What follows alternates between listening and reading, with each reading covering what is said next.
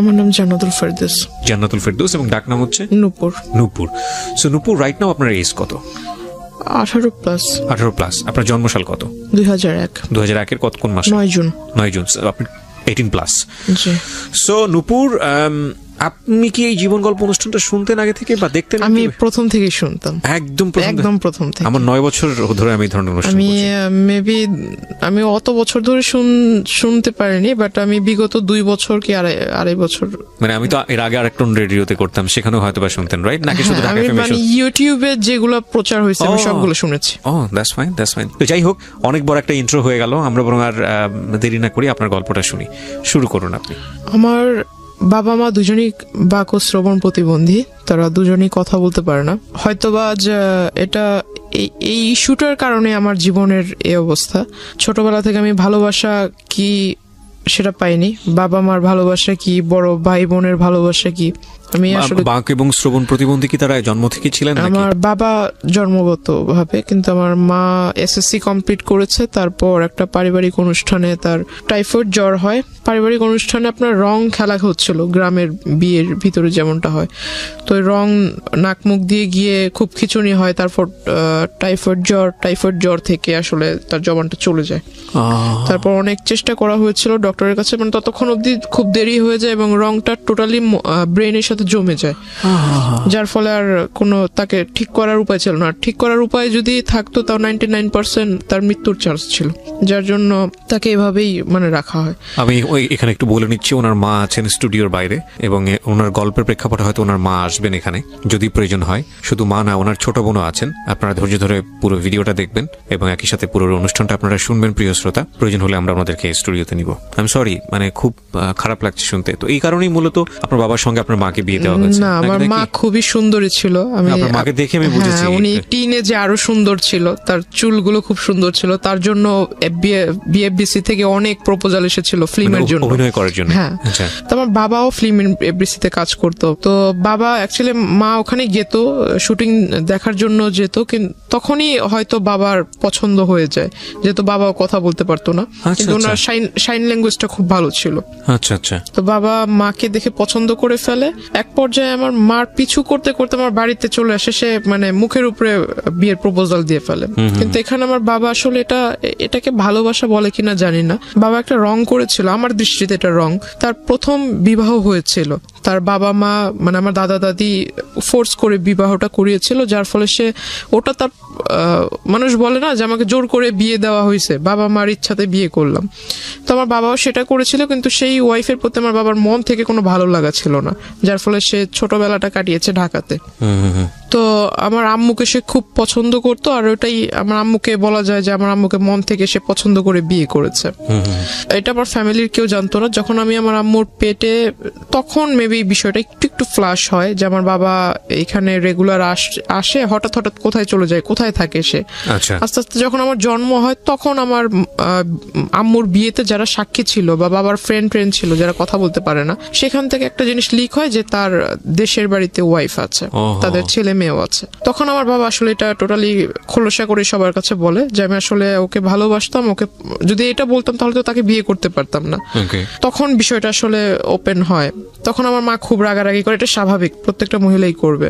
মা সুইসাইড করার চেষ্টা করে, তখন বাবা অনেক বুঝায়। তারপর দুই ওয়াইফকেই বাবা ডিসিশন নেয় যে একই সাথে রাখবে, একই ফ্ল্যাট ভাড়া করে একই জায়গায় রাখবে দুজনকে। এটা আসলে তো কখনো বাংলাদেশের ওয়েদারে সচরাচর এরকম হয় না যে দুইজন ওয়াইফ একসাথে থাকবে, রাজি হবে। তো আমার মা কিছুটা মেনে নিয়েছিল, কিন্তু ওনার ওই আগের ওয়াইফটা একটু অন্যরকম ছিল। উনি আসলে, আমার মা যেহেতু কথা বলতে পারতো না, কিন্তু উনি কথা বলতে পারতো। তো ওনার চাল চলন একটু অন্যরকম ছিল। বাবা আমাকে খুব আদর করতো, বাবা আমার জন্য যা নিয়ে আসতো এগুলো করতে ওই মহিলা আমার আম্মুর অগোচরে নিয়ে তার বাচ্চাদের দিয়ে দিত। আমার মা জিজ্ঞাসা করতো আমার মেয়ের খাবার ওদের দিচ্ছে, দুজনের জন্য তো সমান সমান আনছে। এক পর্যায়ে আমার মাকে, মানে বাবা ছিল না ওই দিন, মা রান্না করতেছিল, মাকে নাকি পিছন থেকে এসে ওই পা বটি দিয়ে মানে জবাই করার জন্য পিছন থেকে আসে। মা যখন পিছনে ঘুরে তখন দেখতে পায় মা তাকে ধাক্কা দিতে গেছে, তখন সিলিন্ডার দিয়ে মানে আমার মার মাথায় আঘাত করে সে। তখন এই বিষয় নিয়ে অনেক ঝগড়াঝাটি হয়। মা এটা নিয়ে একটা মেবি জিডি টাইপের কিছু একটা করেছিল, বাবার সাথে অনেকটা সম্পর্কটা ডিস্টেন্স হয়ে যায়। তারপর আমার নানু মাকে নানুর বাড়িতে এনে রাখে। তখন থেকে আমার জন্মটা আসলে ঢাকায়, আমি তখন থেকে নানুর বাড়িতে। দাদাকে, দাদার ভালোবাসা কি, দাদুর ভালোবাসা কি, চাচার ভালোবাসা কি, আমি আসলে এগুলো পাইনি। মানুষ বলে না যে কেউ যদি মানুষ হয় দাদার বাড়িতে থাকলেই ভালোভাবে মানুষ হতে পারে, নানা নানির বাসায় থাকলে ওইভাবে মানুষ হওয়া যায় না। আমার সবচাইতে বড় একটা আফসোস হলো যে আমি আমার মাকে কখনো মা বলে রাখতে পারিনি। কেন? কারণ শুনবে কিভাবে সে? যতটুকু শুনে ততটুকু হলো যে মা অন্য সবার সাথে সাইন ল্যাঙ্গুয়েজে কথা বলে। আমার যখন খাবারের সময় হয় তখন আমাকে মানে জান্নাত তো বলতে পারে না, তবে নুপুর শব্দটা একটু বোঝা যায় সে যখন বলে, তো নুপুর বলে ডাকে, ওটা আমি বুঝি। আর আমি যদি তাকে যাই বলবো না কেন সে সবই বোঝে। আমি আমার মার বাবার সবার কথা মানে একদম ভালোভাবে বুঝি। আমি যখন অন্যদের দিকে দেখি যে তারা বাবা মাকে কোনো কিছু চাওয়ার হলে, বাবা আমার এটা লাগবে, বাবা ওটা লাগবে, মাকে বলবে, কোনো প্রবলেম হলে বাবা মার সাথে শেয়ার করবে, আসলে আমার লাইফে আমি ওগুলোর কখনো সুযোগ হয়নি। Just because of language barrier? তাছাড়া আমার যেহেতু আমি বড় ছিলাম, আমার পর আমার 3টা ভাই মারা যায়।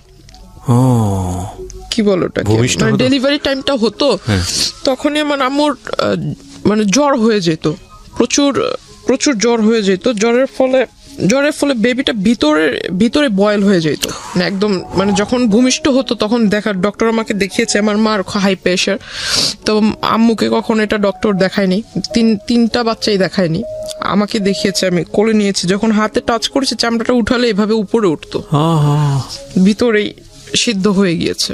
তখন আমার খুব ছোটবেলা থেকে আমার বাবার খুব মানে ছেলের প্রতি খুব আকর্ষণ ছিল যে একটা মেয়ে একটা ছেলে থাকবে। ছোটবেলাটা ওই নানা নানির বাসায় কাটানো, মার ভূমিকা বাবার ভূমিকা নানা নানি পালন করেছে লেখাপড়া থেকে। মানে আমার এলাকার মানুষ এখনো বলে, যখন আমি খুব রাগারাগি করি বা খুব কষ্ট পাই তখন আমাকে এখনো বলে যে এই এলাকাটাতে কোনো ফ্যামিলিতে এমন কোনো বাচ্চা নেই যার কোনো মানে সম্পূর্ণ চাহিদা কোনো ফ্যামিলি সম্পূর্ণভাবে মানে পালন করেছে বা দিতে পেরেছে। কিন্তু আমার একটা ফ্যামিলি ছিল, মানে নানুর যেহেতু টাকা পয়সা যাই ছিল মোটামুটি খুব ভালোই ছিল, সম্পত্তি যা ছিল এগুলো আমাদের জন্য বিক্রি করে, তার নিজের ছেলের জন্য না করে আমাদের জন্য সে বিক্রি করে আমাদেরকে খাওয়াইছে।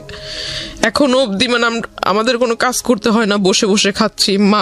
মার বিয়ের পর আজ আমার 18+ চলতেছে, প্লাস আমার আম্মু বিয়ের সম্পূর্ণ বয়সটাই তার মার বাসায়। তো আসলে এগুলো তো আসলে খরচের বিষয় আছে, তাই না? এগুলো কয়জনে করে? এগুলো যদি আমি অ্যাভয়েড করি তাহলে এটা আমি আসলে মানুষ বলে গণ্য হব না, যদি এগুলোকে ভুলে যাই। আমার জন্মের পর যেটা বললাম যে আমার বাবার ছেলের প্রতি একটা আকর্ষণ ছিল, আমার মাকে খুব ফোর্স করলো, যেহেতু 3টা ছেলে মারা গেছে, বাবা খুব রাগান্বিত ছিল। আমার পরপর যে বাচ্চাটা মারা যায় সেটার ফলে আমার বাবার একটা সন্দেহ ছিল যে আমার নানি এটা মেরে ফেলেছে। কারণ আমার নানি ভাবতো হয়তো যে আমার মেয়ে এখানে, আবার একটা নাতনি এখানে, আবার একটা বাচ্চা হলে এটার খরচ কে বহন করবে। আমার বাবার একটা ভুল ধারণা ছিল এটা, আমার মনে হয়। বাবা এটা মানে পুলিশ কেস পর্যন্ত গড়িয়ে গিয়েছিল যে আমার শাশুড়ি বাচ্চাটাকে মেরে ফেলেছে, এরকম খুব একটা ঝামেলা হয়। তারপর আমার মা বলে যে এরকম কিছুই না, এটা একটা দুর্ঘটনা ছিল, অ্যাক্সিডেন্ট। তারপর বাবা খুব ফোর্স করে মাকে পরবর্তী বাচ্চা নেওয়ার জন্য। দুর্ভাগ্যক্রমে মানে হয়ে যায় মেয়ে। দ্যাট মিন আমার যে বোনটা বাহিরে আছে, 3টা বাচ্চার পরে 3টা বাচ্চা মারা যাওয়ার পরে মেয়ে, 3টা বাচ্চা মারা যাওয়ার পর 16 বছর যখন আমার যখন 16 বছর চলে তখন আমার এই বোনটা। ওকে, ওর বয়স কত এখন? ওর এখন 4 চলতেছে। চলছে। যখন আমরা জানতে পারি যে মেয়ে, যে হসপিটালে মেবি চেক আপ করলে বোঝা যায় যে মেয়ে হবে, তো এই বিষয়টা আমার মা কেন যেন আমার বাবার কাছে বলেনি। মা হয়তো ভেবেছে এটা বলার পর আমার বাবা নারাজ হবে বা ঝগড়াঝাটি করবে। তো আমি আসলে ওই বিষয়টা বুঝিনি, তখন আমি খুব ছোট। বাচ্চা হলো, আমি খুব খুশি যে আমার 3 ভাই আমি নিজের হাতে দেখেছি তাদের লাশটা। তো আমার একটা বোন হবে, আমি খুব খুশি যে ভাই না হলো বোন তো পাবো। বোনটা যেদিন হলো সেদিন হসপিটালে আমি দেখতে গিয়েছি, বাবা বাহিরে ছিল। বাবাকে শুধু পিকচার পাঠিয়েছিলাম, বাবা বারবার জিজ্ঞাসা করেছিল ছেলে হয়েছে না মেয়ে হয়েছে, বারবার এক কথাই জিজ্ঞাসা করতেছিল। বাচ্চাটা এত সুন্দর সেটা আমাকে কিছু বলতেছে না, শুধু বলতেছে যে ছেলে না মেয়ে। তা আমি কিছু বলিনি, আমি বললাম বাবা আমি এগুলো দেখিনি, বাবু হয়েছে খুব সুন্দর, মার কাছে রেখেছে, আমি শুধু এতটুকুই দেখছি। তখন আমার মা আমাকে বুঝালো যে তোমার 3 ভাই মারা যাওয়ার পর তোমার বাবা আমার সাথে অনেক খারাপ ব্যবহার করেছে, এখন তো মেয়ে হয়েছে, দেখবা ওর কপালটা পুড়লো।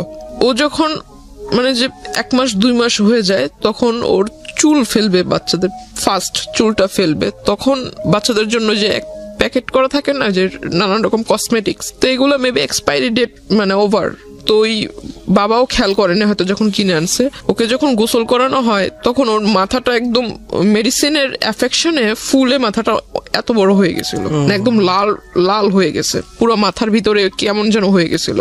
ও একটা না 1 সপ্তাহ অসুস্থ ছিল, হসপিটালে আমরা দৌড়াদৌড়ি করছি। তো হঠাৎ করে আমার বাবা দেশে আসে, কিছুদিন পর বাবা দেশে আসে, বাবাকে বললাম যে এই ঘটনা, বাবা কোথায় বাচ্চাকে দেখবে, কোলে নিবে, মানে এগুলো না হয়ে সে ঢুকেই বলতেছে ছেলে হয়েছে না মেয়ে হয়েছে, মাকে জিজ্ঞাসা করতেছে, মা বলতেছে মাথা নিচু করে মেয়ে হয়েছে।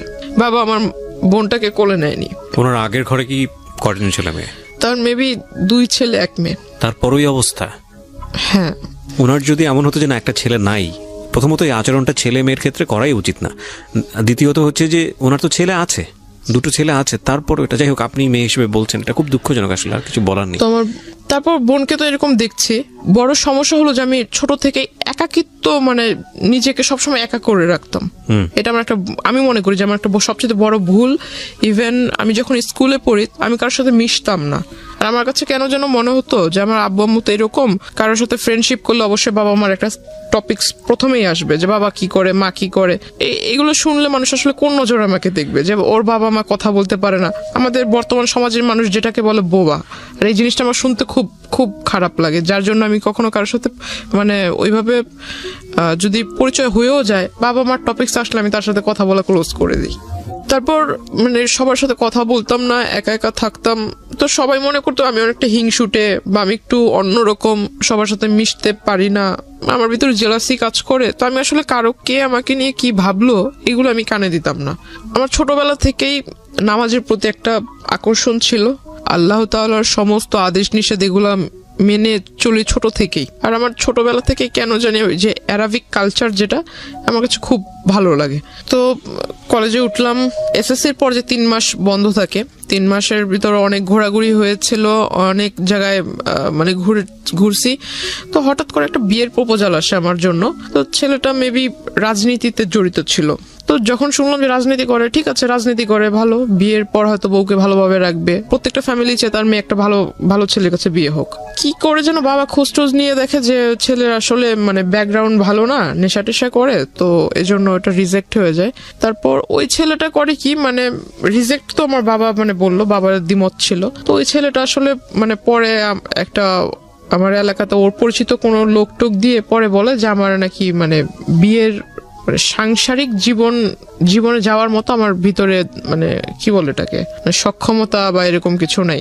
কে বলে এটা? মানে ওই লোকটা বলে। আচ্ছা, যার সঙ্গে বিয়ে হওয়ার কথা। হ্যাঁ হ্যাঁ। তারপর আমার শুনতে মানে যখন শোনার পর আমি আর বাড়িতে কিছু বলিনি, বললাম যে এই লোকের সাথে তো আর আমার বিয়ের সম্বন্ধটা আগায় নেই বা ওইরকম কোনো কথা হয়নি, জাস্ট দেখা সাক্ষাৎ হয়েছে, বাসায় আসছে দেখার জন্য, ওই পর্যন্ত। তাহলে এই বিষয় নিয়ে আর আগায় দরকার কি? ওই বিয়ের প্রস্তাবটা ওটা সবকিছু আমরা ভুলে গেলাম। তারপর আমি ভাবলাম যে সামনে কলেজে ভর্তি হতে হবে, কলেজে যাব, আর নতুন কলেজ, নতুন এরিয়া।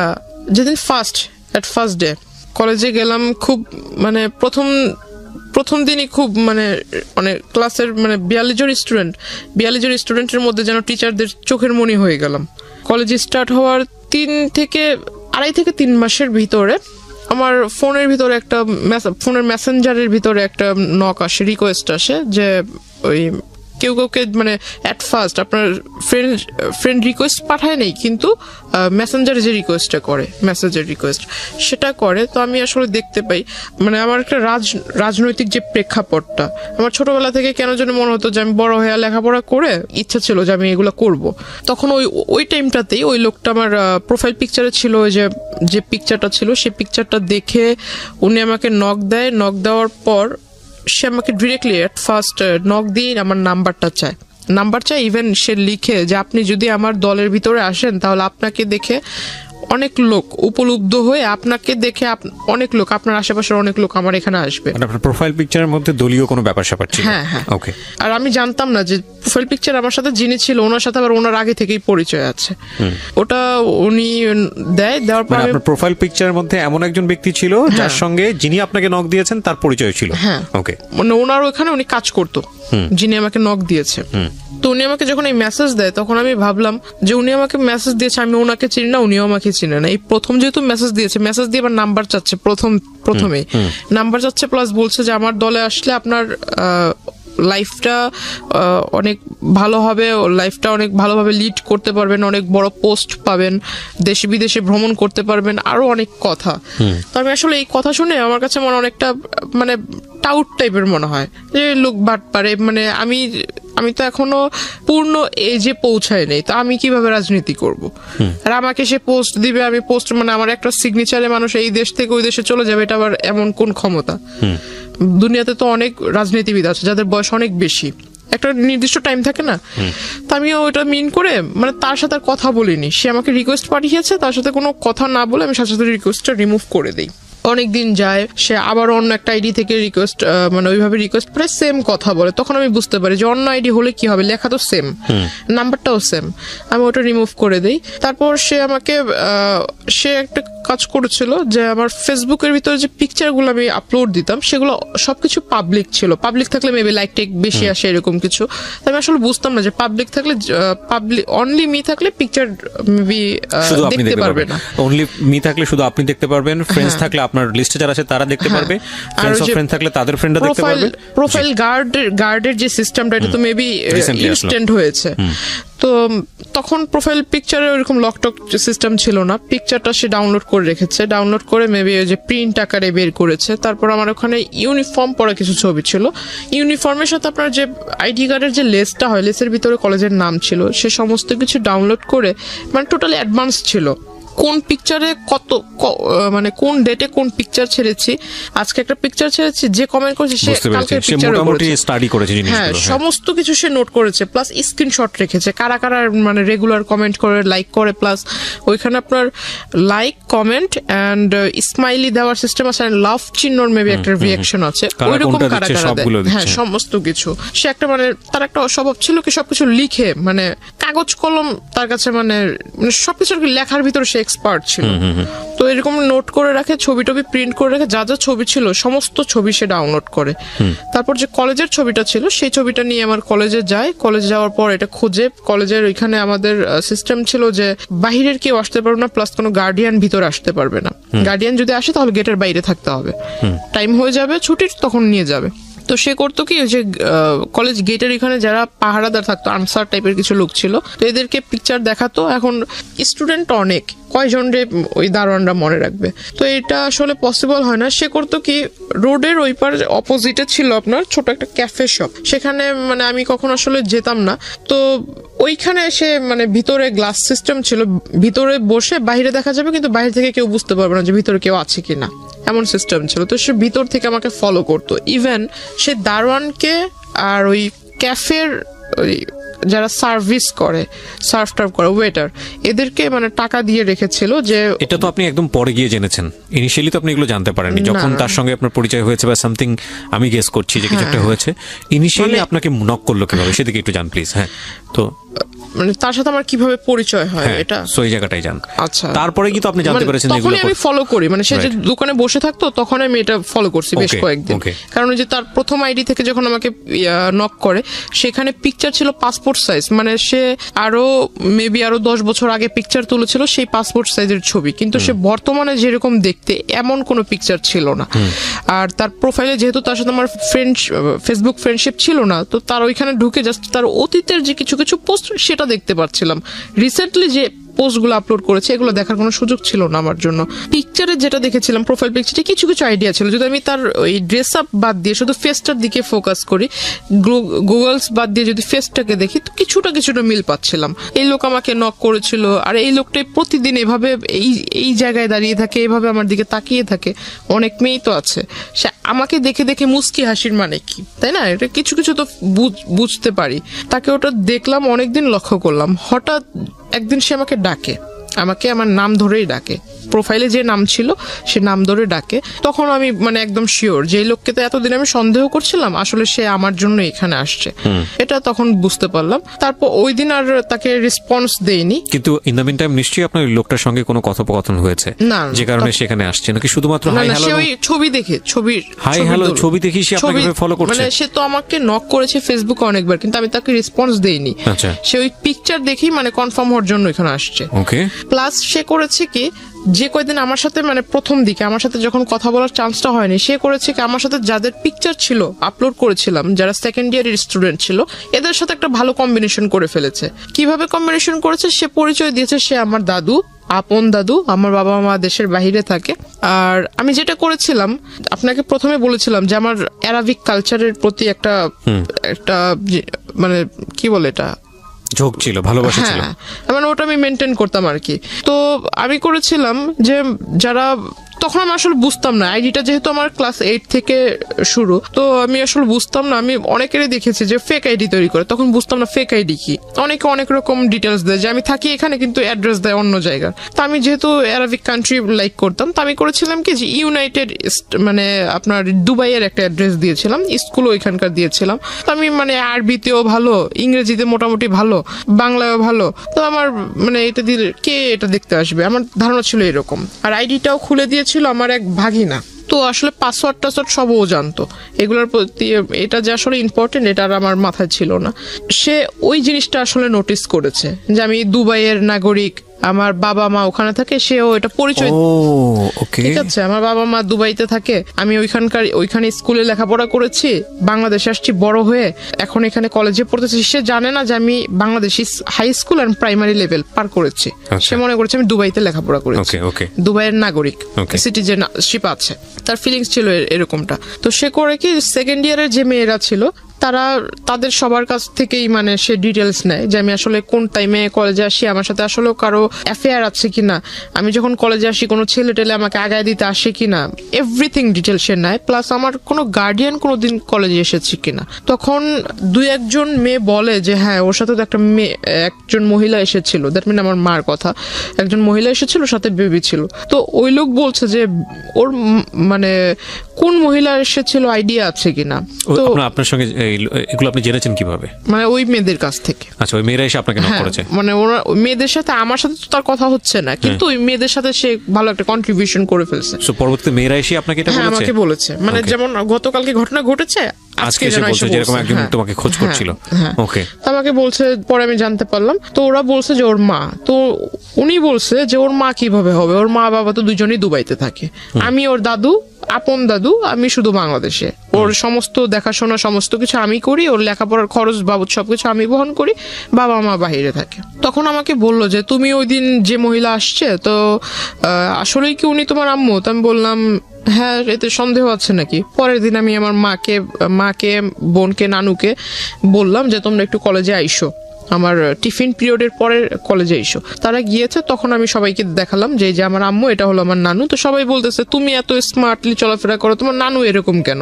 এখন কাউকে বুঝাইতে পারি না যে আমার নানু তো হলো গ্রামের মহিলা, কারণ সে যেভাবে চলা পছন্দ করে সে ওভাবেই চলবে। তো সবার ভিতরে একটা ডাউট ছিল যে আমি হয়তো মানে একদম লোয়ার ক্লাস, মিডল ক্লাস যেমনটা থাকে, মিডল তো একটু উচ্চবিত্ত, মেবি মধ্যবিত্ত, লোয়ার ক্লাসে যেমন থাকে, যে ওইখান থেকে উঠে এসে হয়তো একটু পার্ট নিচ্ছি, এমন একটা ধারণা ছিল।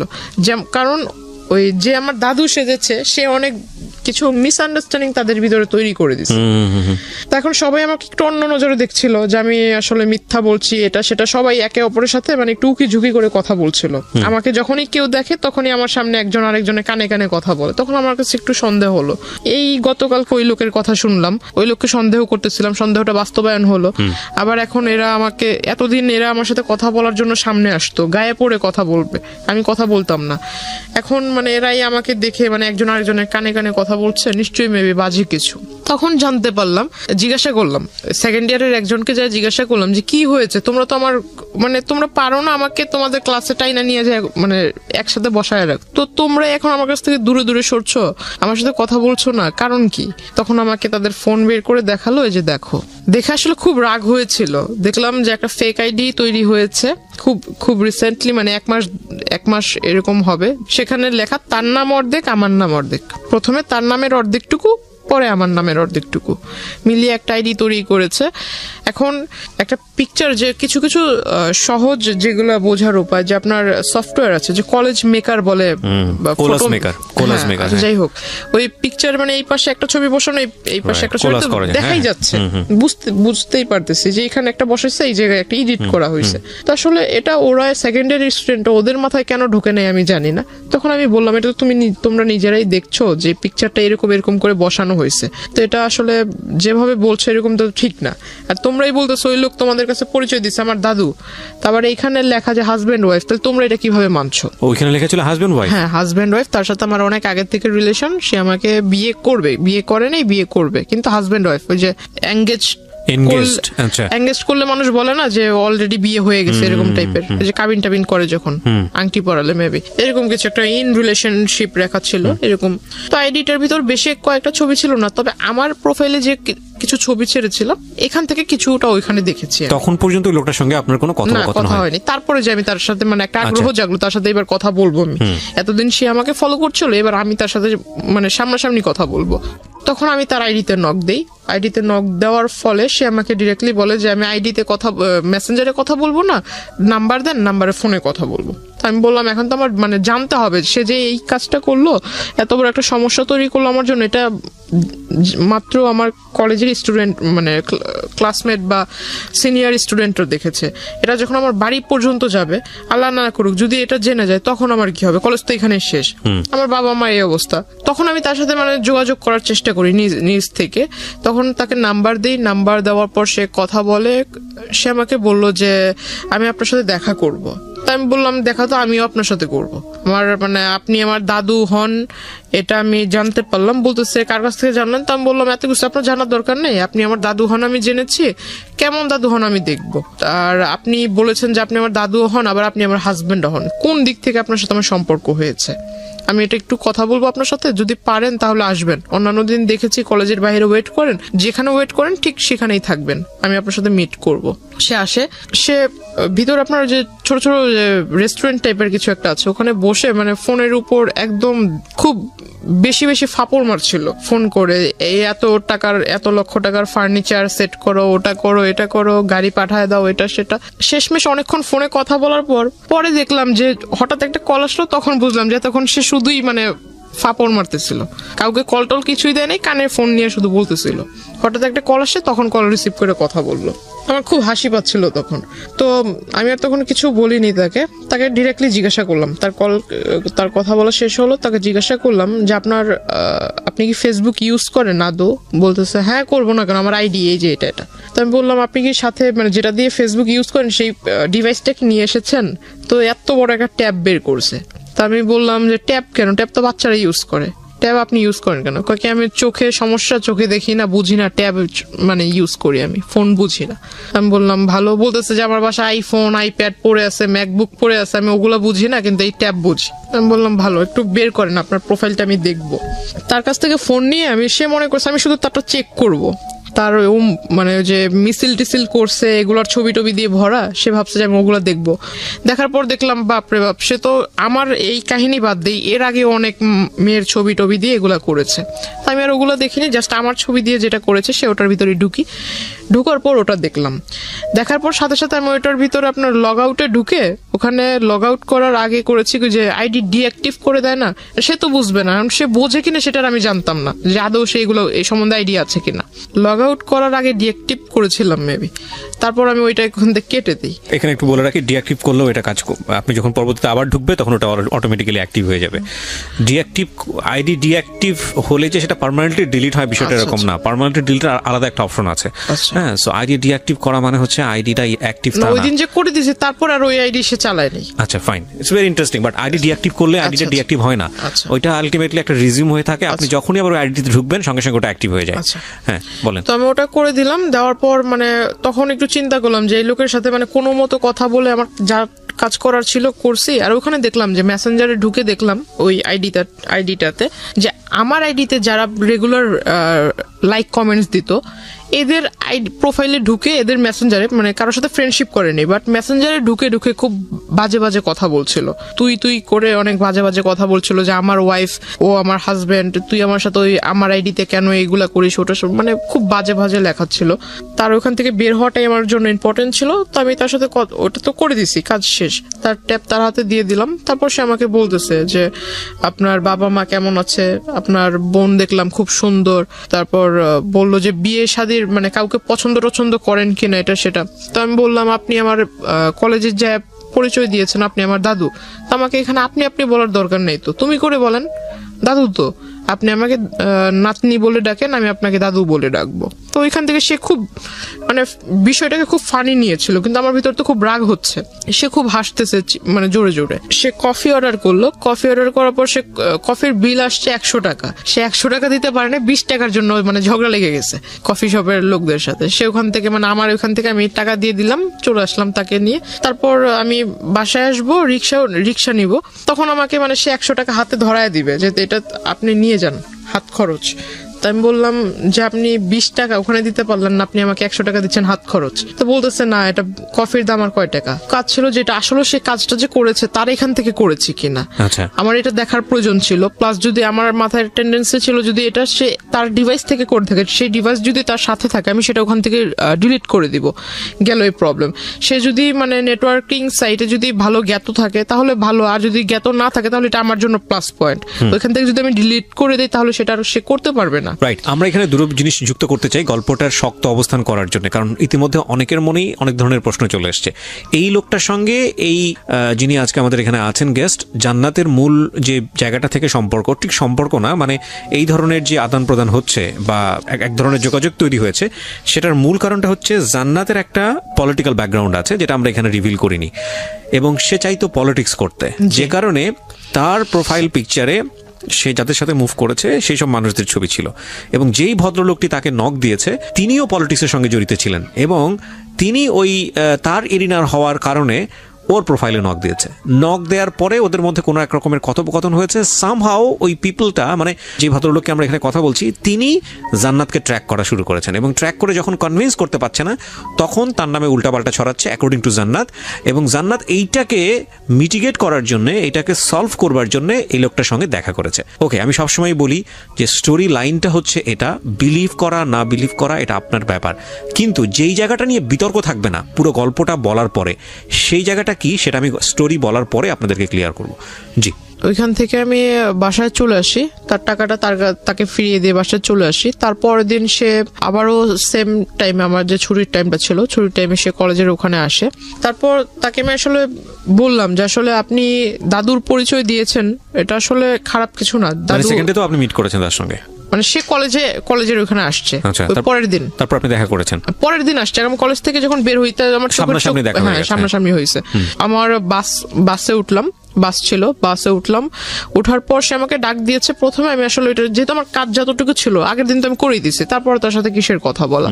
তো আমি বাসে উঠে গেছি, সেও পিছন পরের বাসে উঠছে, ওই বাসে আর জায়গা ছিল না, পরের বাসে উঠছে। কিন্তু আপনার যে সে এত বড় একটা ক্ষতি করলো বা এরকম একটা কাজ করলো, আপনি তাকে কিছুই বললেন না? না, আসলে আমার থটটা ছিল যে আমি বাড়িতে কোনোভাবে না জানুক, কারণ বাড়িতে যদি একবার জানাজানি হয়, প্রিন্সিপাল আমার কলেজের টিচারের মাধ্যমে আমার ফ্যামিলির লোক জানবে, যে আমাকে ভর্তি করতে সহায়তা করছে তার কানে যদি বিষয়টা চলে যায় তাহলে আমার লেখাপড়া ওখানেই বন্ধ হয়ে যাবে। তো আপনি তাকে এটা বললেন না যে আপনি নেক্সট টাইম এই কাজটা করবেন না, বা এরকম বিষয়টা যদি আমার বাড়িতে জানে তাহলে তার আমার কলেজেই বন্ধ না। কিন্তু যেই লোকটা আপনার এই কাজটা করলো তাকে কি কিছু বলেছিলেন যে আপনি এই কাজটা কেন? তাকে যে এখন বলবো। আচ্ছা, ওকে। তারপর আমি বাসে উঠলাম, সে ওই বাসে জায়গা পায়নি, পরের বাসে উঠেছে। তো এখানে নামলাম, সেও মানে একদম তাড়াহুড়া করে নেমে আমার মানে সামনে আসছে, বলতেছে যে একটু কথা বলে যান।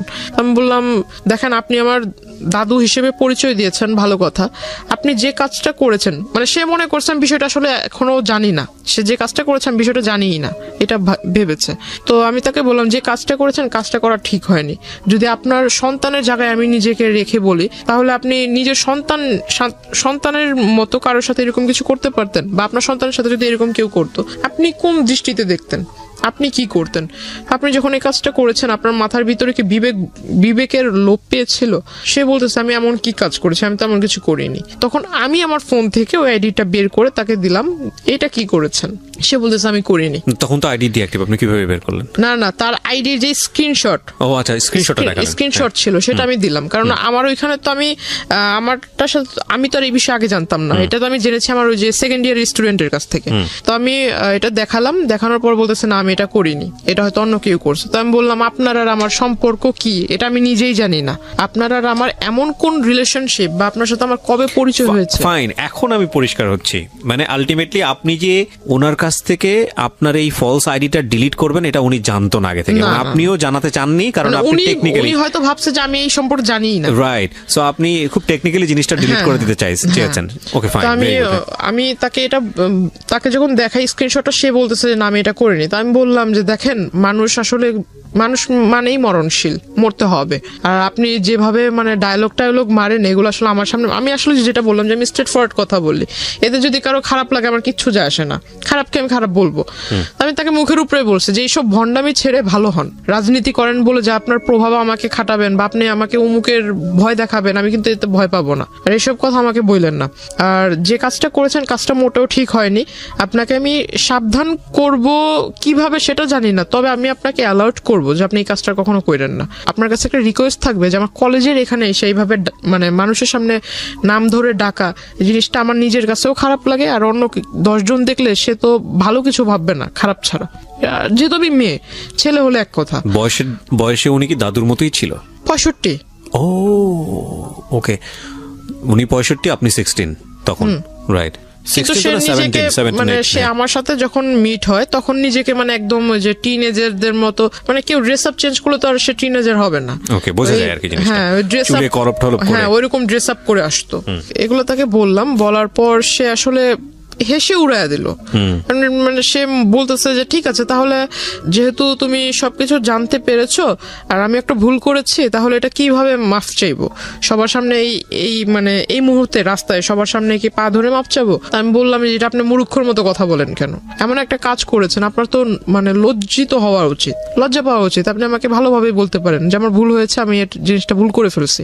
আর আপনি যেভাবে বলছেন এটা তো আসলে মানে ভালো মানুষের মতো কথা হচ্ছে না। তাকে বলার পর তারপরও তার কোনো মানে ফিলিংস ছিল না যে আমি একটা অন্যায় করেছি এটা। তাকে আমি ওইখান থেকে আমি চলে আসি, তার সাথে আর কথা বলিনি। পিছন থেকে অনেক ডাক ছিল, আমি আর তার কথা সাড়া দিইনি, রিক্সায় করে চলে আসি। তার পরের দিন সে আসেনি।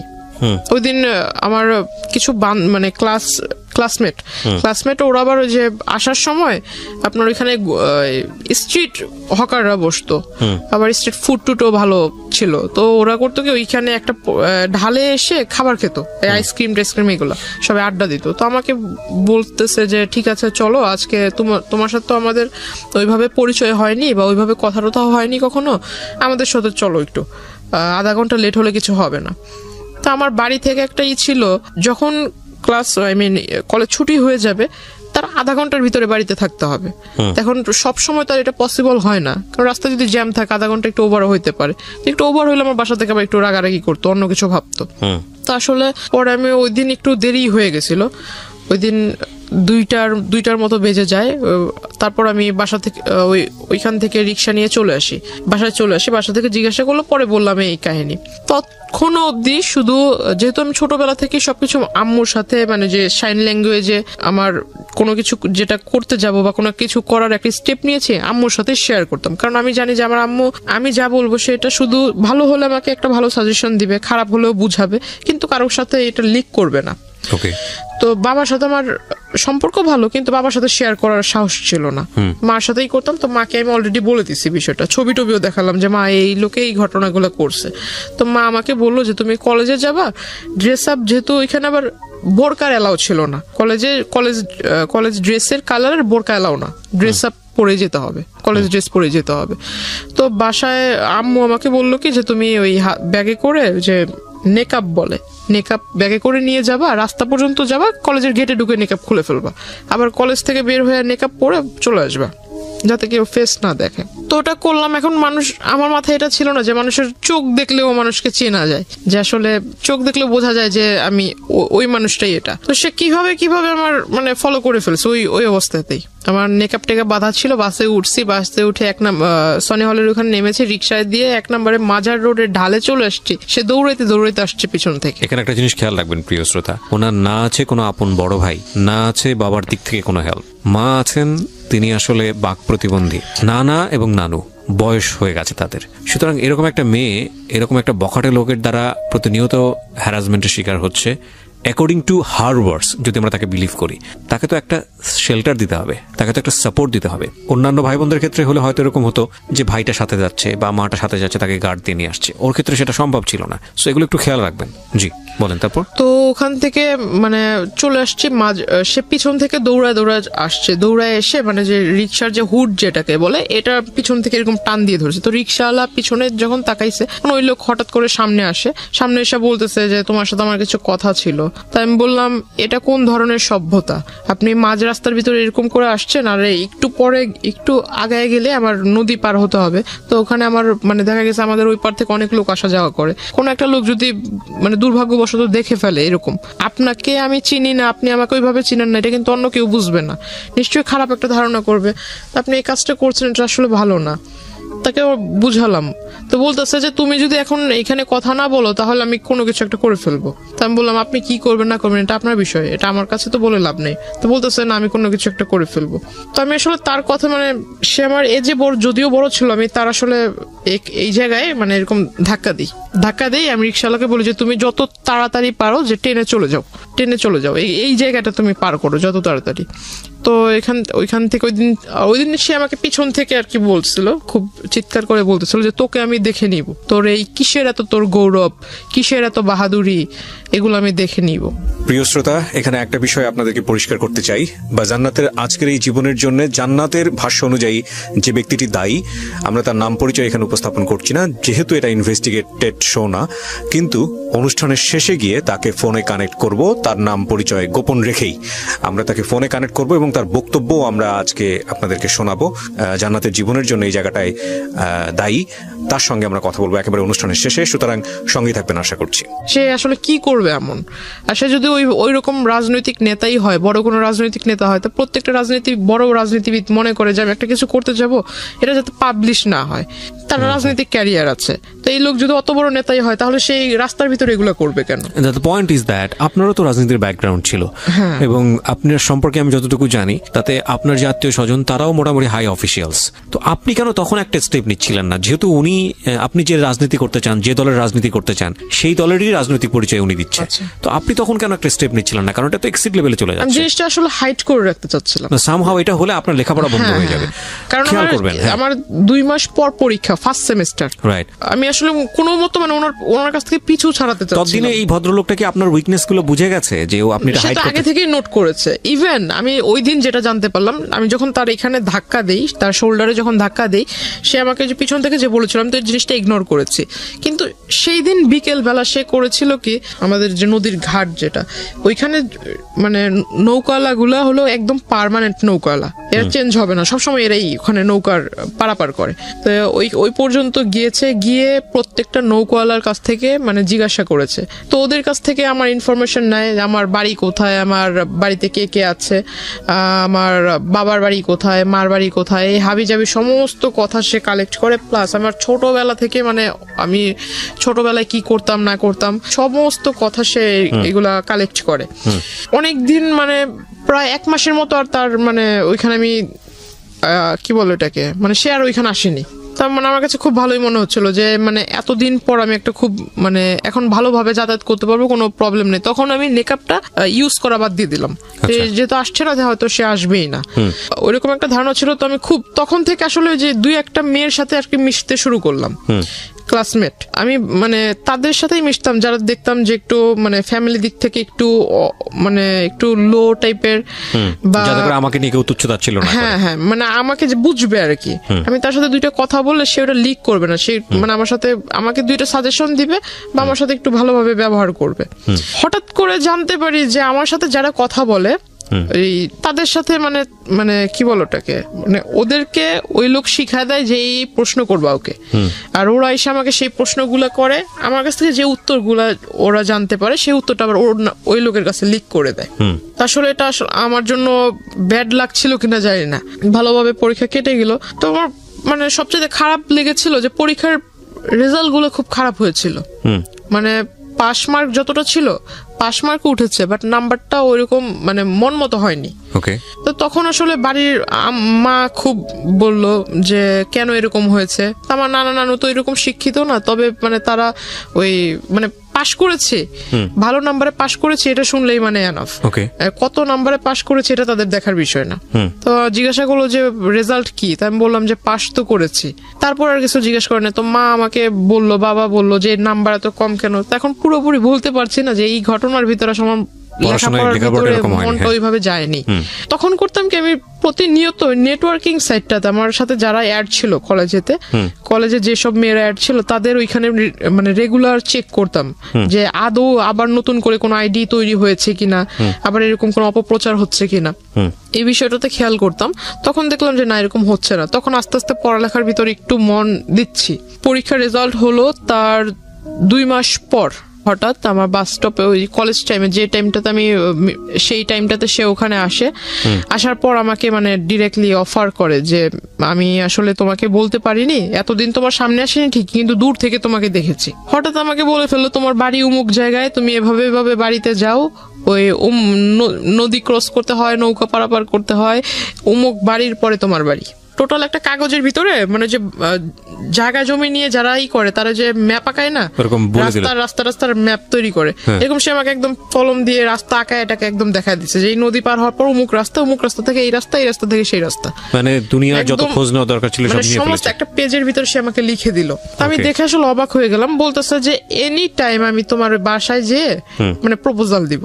আমাকে এইভাবে বলতেছে 400-500 লোক নিয়ে যাব, এখন এদেরকে বসার মতো জায়গা তো দেওয়ার মতো আছে কিনা, বা এদের খাবার টাবার মানে দেওয়ার মতো অ্যাবিলিটি আছে কিনা, নাকি আমি নিয়ে যাব খাবার, এভাবে বলছে। আমি বললাম যে আপনি আসলে মানে ওই যে আমাদের ওখানে বলে যে যার বিয়ে তার খবর নাই পাড়াপড়শি ঘুম নাই, এই কথাটা তাকে আমি বললাম।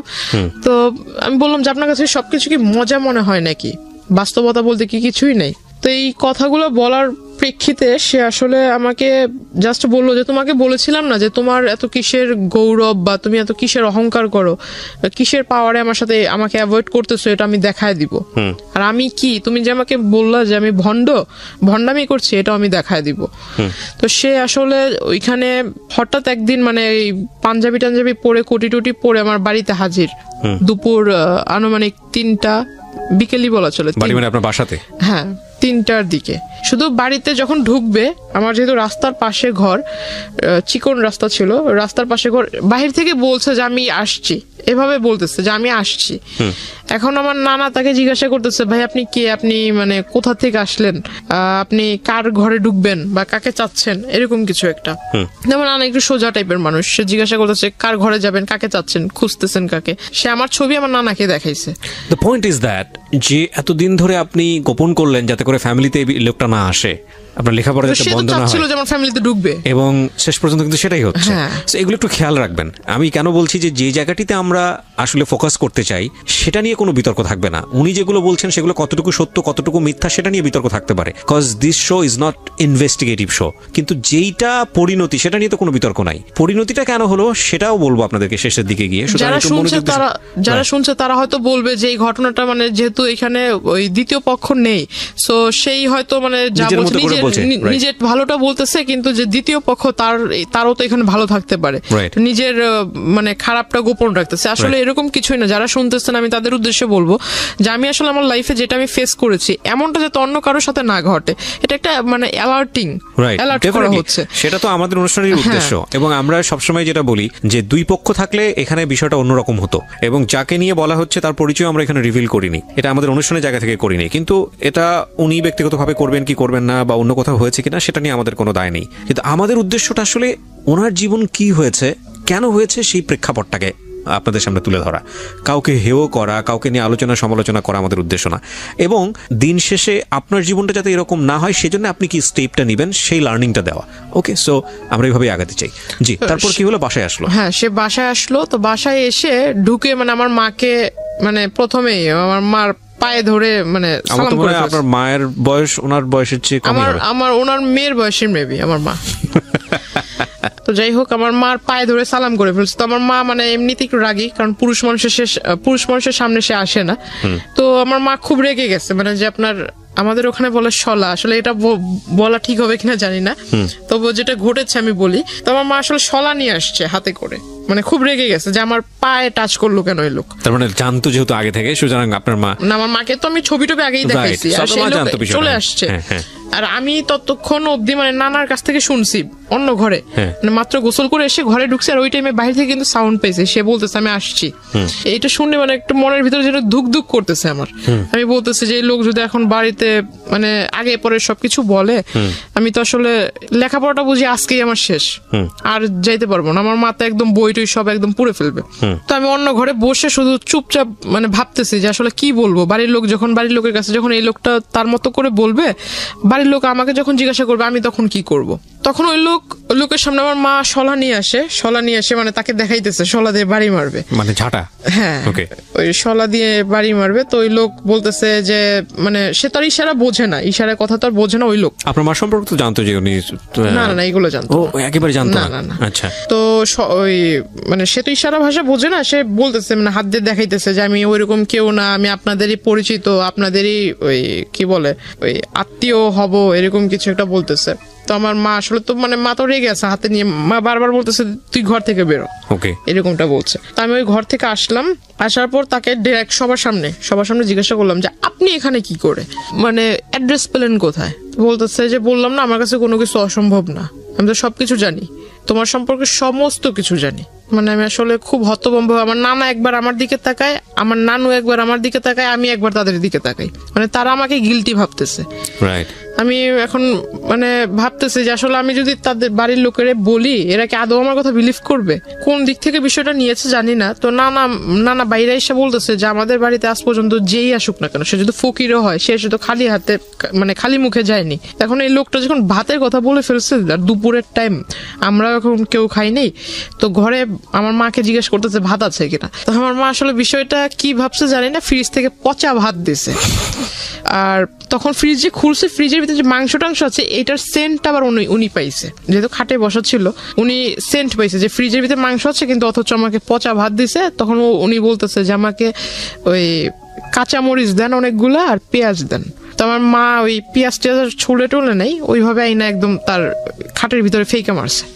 তো সে আসলে দেখলাম আসলে মানুষ নির্লজ্জ হলে কতটুকু নির্লজ্জ হতে পারে, মানে বলা নাই কওয়া নাই, সে হুট করে একজনের বাসায় আসলো, সে নিজে থেকে ভাত চাইলো, ভাত মানে তাকে যে মানুষ এতটা মানে তাকে দেখে এতটা খারাপ বিহেভ করতেছে, তারপর সে উঠে যাচ্ছে না, সে ওখানে বসে আছে, সে ওই ভাতগুলো খেয়েছে। খাওয়ার পর আমার নানাকে বলতেছে ভাই একটা কাগজ থাকলে কাগজ আমাকে দেন। তো পরে আমার নানা কাগজ এনে দিল, কাগজ এনে দেওয়ার পর সে লিখে দিল। আমার মাকে বলতেছে যে আপনার মেয়ে খুব ভালো, আপনার মেয়ে খুব মানে আপনার মেয়ের ভাগ্য খুব বড় হবে, আপনার মেয়ের ভবিষ্যৎটা খুব উজ্জ্বল হবে, আর যদি আপনাদের অনুমতি হয় তাহলে ও আমাদের দলে আসবে, দলে আসার পর দলের কাজ করবে, দলীয় কাজ করবে, তার ফলে আপনারা সবাই খুব ভালোভাবে থাকবেন, এরকম কিছু একটা বলতেছে। তো আমার মাকে যখন লিখে ওটা দিছে, আমার মা একদম কাগজ মানে যেটাকে কি বলে মানে হ্যাঁ ওর দুমড়ে মুছে ওর মুখের ভিতর মারছে। তারপর আমি ওনাকে মানে বাধ্য হই ওনার কলার ধরে বের করতে। তারপরও সে মানে তখন তার যে আমি একটা পুরুষ মানুষ, আসলে যে কোনো পুরুষ মানুষের কলার ধরলে সে রাখবে, রাইট, কিন্তু আসলে তার তখন মুখের ভিতরে হাসি ছিল, রাগ ছিল না। আমি যে তার সাথে মানে এরকম খারাপ আচরণ করছি, যদি আপনাকে বিলিভ করি তাহলে এটা বলতে হবে যে সে তো জেনেই আসছে তার সঙ্গে এরকম ব্যবহার হবে, সো হি নোজ এভরিথিং। দাবার গুটির চালটা কি হয়? দাবার গুটিতে চালটা হচ্ছে যে আমি যে চালটা দিব এই চালের পরে কি চাল দিতে পারে সে 8টা 10টা অল্টারনেটিভ যে ভাবতে পারে সে সবচেয়ে ভালো খেলে। মানে নিয়মটা হচ্ছে এটাই দাবা খেলার। প্রত্যেকটা মানুষের লাইফ স্টাইলে কিন্তু এরকম, ও যে এখানে এসছে সম্ভাব্য আচরণ কি হতে পারে আপনার ফ্যামিলি থেকে, ও সবকিছু হিসাব করে এসছে এবং ও মেন্টালি সেট হয়ে এসছে, যদি আপনাকে বিশ্বাস করি, এবং ওর কমন পড়ে গেছে তো রিয়াক্ট করবেন, এটা খুব স্বাভাবিক। তো ওইখান থেকে উনি যখন বের হয়ে চলে যায়, হঠাৎ করে মানে উনি যে বাসায় গিয়েছে বা অন্য কোথাও গিয়ে সারেনি, সে আমাকে হঠাৎ করে মেসেজ দিয়েছে আমার নাম্বারে। মেসেজে লিখেছে যে আমি আসলে জানতাম না তোমার বাবা মা এরকম, দেখে খুব কষ্ট হলো, আমি আসলে মানে খুব অনুতপ্ত তাদেরকে দেখে, তাদের এই বিষয় দেখে। বাবা তো নাই, বাবা তো তখন বাসায় নাই। না, বাবা মার সম্পর্কে তো সেটা আগে থেকেই জানে, কিন্তু আয়েশা তো দেখছে আমার মাকে। আচ্ছা, বাবা কখন তো বাবা তখন কোথায়? বাবা তখন বাসায় ছিল না। বাসায় মানে আপনাদের সঙ্গেই থাকতো? বাবা আমাদের সঙ্গে থাকতো। বাবার সঙ্গে থাকতো বলতে কিচ্ছু জানে না। বাবা সঙ্গে থাকতো বলতে আপনার সপ্তাহে 7 দিনের ভিতরে বাবা আমাদেরকে সময় দিত 3 দিন, আর 3 দিন সময় দিত ওখানে। আচ্ছা আচ্ছা, যাওয়া আসার মধ্যেই থাকতো। তো আপনি বাবার সঙ্গে এত ফ্রি ছিলেন, বাবাকে এইসব বিষয় তো কখনো, বাবার সাথে আমার মানে বাবা আদর করতো, এটা ঠিক আছে, আমি তো প্রথমেই বলেছি যে আমার আম্মুর সাথে আমি ফ্রি ছিলাম, বাবার সাথে এইসব বিষয়ে কখনো না কোনো বিষয়ে আলোচনা হতো না। ঠিক আছে। তো আমি বললাম যে আপনি যেটা করেছেন আসলে কাজটা, আমার বাড়ির লোক এখনো অব্দি আমাকে এই পর্যন্ত কিছু বলেনি, রাত হলে দেখা যাবে যে আসলে কি হয়। কারণ এই জিনিসটা যদি আমার মা এখন অব্দি আমার সাথে রেগে আছে, মা কথা বলতেছে না, আর মাও আমাকে ডাউট করতেছে। ডাউট করাটা স্বাভাবিক, কারণ একটা লোক এইভাবে কিভাবে আসবে? আমরা নিজেরাও করছি। তো আসলে এই লোকটা কিভাবে বাসায় আসবে? আমার যদি রেসপন্স না পাই কিভাবে বাসায় আসলো, এটা একটা প্রশ্ন থেকে যাবে। কিন্তু আসলে এটা ঘটেছে। তো আমি আসলে যেহেতু আমি নিজে ওইখানে বাস্তববাদী হিসেবে দাঁড়িয়েছিলাম, তো আমি নিজে তো ঘটনাটা দেখেছি, আর এখন আমি জানি অনেকে এটা বিলিভ করবে না। এখন বিলিভ না করলে কিছু করার নেই। আপনি বলেন আপনার স্টোরি। হ্যাঁ, উনি আমাকে এই বিষয়গুলো বললো।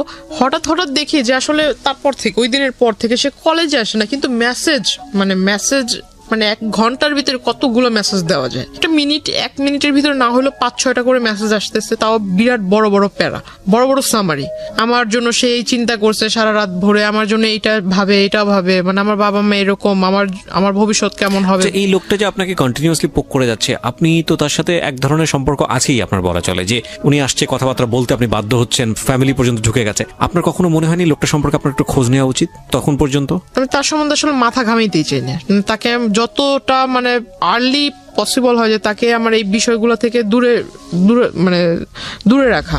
তো মানে আমি সবসময় যেটা ভেবেছিলাম যে বাড়ি পর্যন্ত যেহেতু এসে গেছে, তো এর আসলে যত তাড়াতাড়ি দূরে রাখা যায়। আর আমি ভাবছিলাম যে আসলে আমার এই প্রথম সেমিস্টার তো হয়ে গেছে, সামনে আরেকটা সেমিস্টার আসবে, 2nd সেমিস্টার যদি দিতে পারি, আল্লাহ করে আমার 1st ইয়ারটা যদি চলে যায়, আর এর ভিতরে যদি এই লোক ব্যাঘাত না ঘটায়, তাহলে আমার আসলে মানে 2nd ইয়ারটা আমি কোনো মতো এখান থেকে এখান থেকে শেষ করতে পারলাম, বাইরে শিফট হয়ে যাব, এরকম একটা প্ল্যান ছিল। আসলে আমি তো ওই লোকের কাছ থেকে নিজেকে ছুটাতে পারতেছি। মানে বিষয়টা হচ্ছে এরকম যে যেভাবেই পারি না কেন, মানে শুধু লেখাপড়াটা কমপ্লিট করি, কারণ ওনাকে ঝামেলায় ফেললে আমি নিচেও ঝামেলায় পড়ে যাব। এরকম করতে করতে সে আসলে ওই সামনে আসে না, কিন্তু এরকম মেসেজ দিতে থাকে যে আমার এই বাবা মার মানে এরকম হাবিজাবি নানান কিছু বুঝায় যে তোমার লেখাপড়া, আসলে বাবা মা এরকম, লেখাপড়া করো কিভাবে, কে গাইড করে, এরকম নানান কথা। এক পর্যায়ে দেখলাম যে সে এমন কিছু মেসেজ দিচ্ছিল যেটা আসলে মেসেজ দেখে মানে তাকে অবিশ্বাস করার কারণ নাই যে সে ভালো মানুষ। মানে কিরকম? মানে লেখাপড়ার মানে তোমার বাবা মা এরকম, তুমি যদি কিছু না মনে করো, আমি যেহেতু তোমাকে প্রথমে অন্য সবার কাছে পরিচয় দিয়েছি দাদু হিসেবে, তো আমি ওই দিক থেকে তোমাকে দেখবো, প্লাস তোমাকে গাইড টাইডও করবো, কারণ আমি নিজেও মাস্টার্স কমপ্লিট করা লোক। তো আমি ভাবলাম মাস্টার্স কমপ্লিট করা লোক, তার মানে অনেক শিক্ষিত। তারপর সে আমাকে বারবার মানে মেসেজ করতো যে তুমি সামনে যেহেতু এসএসসি এক্সামিনার, তো আমি তোমাকে কিছু বই, টেস্ট পেপার, মডেল কোশ্চেন ভালো যেখান থেকে মানে একদম কমন পড়ার চান্স আছে, এগুলা তুমি পড়লে একদম মানে 100 না পাইলেও 99 পাবা, এরকম একটা তার কথাবার্তা ছিল। তো আসলে সে আমাকে ওই বইটাই এনেও দিছে। বলতে মানে 3 থেকে 4টা বই এনে দিছিল। তো আসলে তখনই আমি বুঝতে পারলাম যে হয়তো লোকটা আসলে এতদিন যাই করছে, যেহেতু বইয়ের লেখাপড়ার বিষয়ে সে কথা বলতেছে, হয়তো ভালো মানুষ। তখন থেকে আসলে একটা বিলিফ তৈরি হয় তার প্রতি, আমার সফট কর্নার তৈরি হয় আপনার। হ্যাঁ বলতে পারেন। এখানে একটা সাইকোলজিক্যাল ব্যাপার আছে প্রিয় শ্রোতা এবং দর্শক যারা দেখছেন, যে একটা মানুষকে আপনি যদি কন্টিনিউয়াসলি পোক করতে থাকেন, আপনার প্রতি একটা রিজেকশন থাকলেও মানে এটা কন্টিনিউয়াসলি যদি পোক করতেই থাকেন, লেগেই থাকেন, সামহাও কোনো একটা ভালো দিক যদি চলে আসে, ওই মানুষের প্রতি ফল ইন হওয়ার একটা সুযোগ থাকে, যেটা হয়তো আজকে যিনি গেস্ট এখানে আছেন তার হয়েছে। জি, ওনার মানে বইটই দেয়, আমি বইটই পড়ি, তারপর আবার দেখতাম যে উনি আমাকে বলতো যে আমি যদি কলেজে আসবো, তোমার কলেজের ওইখানে এসে তোমাকে ডিস্টার্ব করবো না, তবে তুমি যদি কিছু না মনে করো তাহলে আমার সাথে লাঞ্চ করবা। তো আমার একটা স্বভাব ছিল কি যে আমি প্রতিদিন ওইখানে পাশে আবার আপনার চাইনিজ ছিল, তো আমার একটা অভ্যাস কি যে আমি ফাস্ট ফুডের প্রতি খুব একটা নেশা ছিল। তো আমি ওই চাইনিজে ঢুকে একলাই এক টেবিলে বসতাম, যেগুলো মানে যে স্টুডেন্ট যে অফারগুলো ছিল এগুলো আমি নিয়ে মানে একাই টেবিলের ভিতরে বসে খাইতাম, প্লাস ছবি তুলতাম। মানে আমার একটা যে বললাম যে নানা নানু খুব আদর করতো, তো নানার কাছে বলতাম যে আমার এই বই লাগবে, সেই বই লাগবে, আমার একটু পকেট মানি বেশি দিতে হবে। নানাও বিলিভ করতো যে হ্যাঁ বই যেহেতু কিনতে হবে টাকা তো বেশি লাগবে, তো যে টাকাটা চাইতাম সেটাই দিত। তো তার কাছে থাকার না থাক, নানির যে ব্যাগ আছে ওইখান থেকে টাকা নিয়ে দিলেও দিত। তো আমি আসলে ওই কাজটা করতাম। তো এটা আসলে সে নোটিস করেছিল, মেবি আগে নোটিস করেছিল। ইভেন সে ওই দিন আমাকে সেই মানে প্রথমে বলে যে লাঞ্চ করবে, আমি ভাবলাম লাঞ্চ করলে সে যে মানুষ কফির 20 টাকার জন্য ঝগড়া করছে সে কোথায় লাঞ্চ করতে পারে। তো আমাকে সে ওই চাইনিজটাতেই পরে ডাকে। আসলে সে ভিতরে বসা ছিল, আমি এটা খেয়াল করিনি। পরে ওই দিন আমি একটু মানে বুঝতে পারি যে আসলে হয়তো এই বিষয়টা সেও জানতো। তো তখন আমি আসলে শিওর হলাম, তারপর জিজ্ঞাসা করলাম, তাকে খুব রিকোয়েস্টও করলাম। ওইখানে দুই তিনজন ওয়েটার ছিল, ওয়েটার আসলে হাসতেছিল আমার কথা শুনে। আমি তাকে খুব রিকোয়েস্ট করলাম যে দেখেন আপনি আমার দাদু হন আর যাই হোক, আপনাকে আমি মানে আমার শ্রদ্ধেয় গুরুজন হিসেবেই বলি, ওইরকম ব্যক্তিত্বের ভিতরে আপনাকে রেখেই বলি, হাত জোর করে মানে 2 হাত জোর করে তার কাছে রিকোয়েস্ট করতেছিলাম যে আমি লেখাপড়া করতেছি, দয়া করে আমাকে লেখাপড়াটা করতে দেন। এরকম করে আসলে ডিস্টার্ব করা, আপনি আমাকে কোন দিক থেকে দেখেন, মানে আমার সামনে একরকম বিহেভ করেন আর যখন আমার মানে ফোনের ওপারে থাকেন যেসব মেসেজ দেন এগুলো আবার একটু অন্যরকম। কারণ মাঝখানে সে লেখাপড়ার সাজেশনের পাশাপাশি কিছু আপনার মানে প্রেম জাতীয় কিছু, হ্যাঁ এরকম মানে ছন্দ মানে আমরা বুঝি, হ্যাঁ ছন্দ পাঠাতো। তখন ভাবতাম যে আসলে লেখাপড়ার জিনিস বিষয়ে লিখতেছে ঠিক আছে, কিন্তু এইসব যে ছন্দ এইগুলো পাঠানোর মানে কি? দাদু তার নাতিনকে এইসব ছন্দ পাঠাবেন? তখন জিজ্ঞেস করছি, খেয়াল রাখবেন যে ওর বয়সটাও কিন্তু 18 বছর, মানে যিনি এখানে বলছেন জান্নাত, তার বয়সটাও কিন্তু 18 বছর, এবং 18 বছর হচ্ছে মেয়েদের কিংবা ছেলেদের জীবনের আগুন বছর আমি বলি এটাকে, সুকান্তের সেই কবিতার মতো। যদিও সুকান্ত ওখানে অন্যভাবে এটাকে নিয়ে আসছেন, কিন্তু টিনেজের যে বয়ঃসন্ধিকাল সময়, এটা আগুন বয়স। এখানে ভুল করা মানে এখানে ভুল করবে না তো জীবনে কোথায় ভুল করবে, এরকম একটা বয়স, সোজা কথায় যদি বলে চলে। বলেন। তারপর উনি আমাকে বললো যে এগুলা নাকি অনেক বড় বড় কবি, তার ফ্যান, অনেক বড় বড় লেখক কবি আছে, তো তার ফ্যান, তারা তাদেরকে ঘুম থেকে ওঠার সাথে সাথে নতুন নতুন ছন্দ মেসেজ লিখে পাঠায় দেয়, এইগুলো সে আমাকে পাঠায়। তো আমার কাছে মানে বিষয়টা আসলে বিলিভ ওইভাবে করিনি। তারপর ওখানে খাওয়া দাওয়া করলাম, খাওয়া দাওয়া করার পর আমি আমার মার জন্য মানে খাবার, এটা আমার একটা স্বভাব ছিল যে আমি কোথাও গেলে আমি মার জন্য বোনের জন্য খাবারটা নিয়ে আসতাম। তো আমার খাওয়ার পর আমি খাবারটা পার্সেল করে নিয়ে আসি, আমার টাকা দিয়ে আমি খেয়েছি। তো সে আমাকে বলতেছে যে আমি আজকে না হয় আমি বিল পেমেন্ট করি। তো আমি বললাম যে না থাক, আপনার করার দরকার নেই, আপনি শুধু আমার একটা কথা রাখেন যে আমি খুব উপকৃত হব এটা করলে, আপনি আমার মানে আমার পিছু ছেড়ে দেন, পারলে আমার জন্য একটা ছেলে খোঁজেন, কিন্তু আপনি আমার পিছু ছেড়ে আমাকে ভালো সাজেশন দিচ্ছেন, এটা ভালো দিক, কিন্তু যেসব মাঝে মাঝে যেসব কথা বলেন বা যেসব SMS দেন এগুলো আসলে ঠিক না। তারপর আমি তাকে ওই SMS গুলো আমি নিজে তাকে পড়ে পড়ে শোনাই। তখন পিছন থেকে ওয়েটাররা খুব হাসতেছিল। আমাকে একজন ওয়েটার জিজ্ঞাসা করলাম যখন বের হব, সে কিন্তু ভিতরেই বসে আছে। সে ভিতরে বসে আছে বিকজ সে, আমার প্রশ্ন হলো যে এতদিন যে সে আমার সম্পর্কে খোঁজ নিয়েছে, সে যেহেতু জানে যে আমি ওই চাইনিজে খাওয়া দাওয়া করেছি এর আগে বেশ কয়েকবার একা একা এসে, তাহলে তার ভিতরে হয়তো প্রশ্ন জাগতে পারে যে সে একটা মেয়ে একা একা চাইনিজে এসে কেন খাবে, হয়তো নিশ্চয়ই কারোর সাথে খেয়েছে, এমন প্রশ্ন সে জিজ্ঞাসা করতে পারে। বা সে কেন কি বলো ওটাকে মানে কেন খোঁজ নিল না যে আমি ওইখানে একা একা কি প্রতিদিনই রেগুলার এসে খাই বা কত টাকার খাই, এরকম কিছু একটা। এরকম না করে মানে সে ডিরেক্টলি ম্যানেজার মানে এইগুলো আগে না করে ওই দিন যায় সে ম্যানেজারকে জিজ্ঞাসা করে। এগুলো তো সে আগেও করতে পারতো, যেহেতু সবকিছু জানে সে আগে খোঁজ নিতে পারতো। সে আমি চলে আসার পর ওই দিনই ম্যানেজারের কাছে যা জিজ্ঞাসা করে, সে করে কি মানে টাকা দেয়, টাকা দিয়ে মানে খোঁজ খবর নিবে আর কি, যে আমি এর আগে 2016 শুরুর দিক থেকে যে এই কয় মাসের ভিতরে সে কতবার এসেছে, আমার ছবি দেখায় কতবার এসেছে। তখন মানে ওই ফুটেজগুলো সে নেয়, ফুটেজগুলো নিয়ে সে করেছে কি, ওই যে আপনার স্টুডিওতে মেবি ফুটেজ কাটা যায়, কেটে মেবি এডিট করা যায়, ওখানে কেটে ওই রেস্টুরেন্টে সে তার সাথে এক লোককে নিয়ে গিয়েছিল, লোক নিয়ে তার মানে ভিডিও করে সেটার সাথে ম্যাচ করে দিছে। অথচ ভিডিওতে ক্লিয়ার দেখা যাচ্ছে যে তার সাথে আমার মানে আমি আমার টেবিলে বসা একা, আমার টেবিলের সাথে কেউ বসে খাচ্ছে না, শুধু কিন্তু টেবিল ভরা খাবার, আমি একা, টেবিলের ভিতর অন্য কেউ এসে খাচ্ছে না। এটা মেবি অনেকক্ষণ সময় ধরে, এটা স্পষ্ট বোঝা যাচ্ছে, কিন্তু সে এগুলা করে মানে এটা পরবর্তীতে আমাকে আর কি ব্ল্যাকমেইল করেছে। তো উনি হঠাৎ একদিন আমাকে মাঝখানে, আসলে তার সাথে আমার সম্পর্ক ওইরকম মানে আগে যাও নকটক দিত, মেসেজ দিত, হঠাৎ দেওয়া হয় না, হয়তো মেবি তার ফ্যামিলিগত কোনো একটা প্রবলেম ছিল। তো তখন আমি ভালোই দিন যাচ্ছে, তো আমার কিছু বাবা তখন একটু বাইরে ছিল, ইন্ডিয়াতে আবার গিয়েছে, তো মার কিছু প্রয়োজনীয় জিনিস ছিল। তো তখন আবার বাড়িতে হয়েছিল কি যে আমার নানুর সাথে আম্মুর একটু কথা কাটাকাটি হয়েছে। তো আমি একটু খুব জেদি ছিলাম যে এত বছর ধরে আম্মু এখানে আছে, আম্মুকে এত ভালোবাসো, তাহলে আবার এত কথা কেন বলবা, খুব রাগ হয়েছে। তো আমি করেছিলাম কি, পাশের মানে 2-3 বাসা পরে পাশের বাড়িতে এক আত্মীয়র বাসাতে রুম ভাড়া দিত, তো আমি আম্মুকে নিয়ে ওখানেই যাই, ফার্স্ট ওখানেই গেলাম। তো যাওয়ার পর ওখানে কিছুদিন রইলাম। তো এখন আম্মু বলতেছে যে অনেক জিনিস কমতি আছে, এগুলো লাগবে। তো আমি বললাম যে ঠিক আছে, তা আমি নিজেই যাব। তো আম্মু বলতেছে যে তাহলে তুমি কিভাবে আনবে? তো আমি বললাম না, আমি একজন নিয়ে যাব সাথে করে, কারণ নৌকাওয়ালা হোক বা রিক্সাওয়ালা হোক, এদেরকে দিয়ে নিয়ে আসবো। তো ওখানে গেলাম। এই মানে কথাটা আসলে হয় কোনো নৌকাওয়ালাই লিক করেছে নাকি আমার এলাকা থেকে কোনো লোক লিক করেছে, আমি জানি না।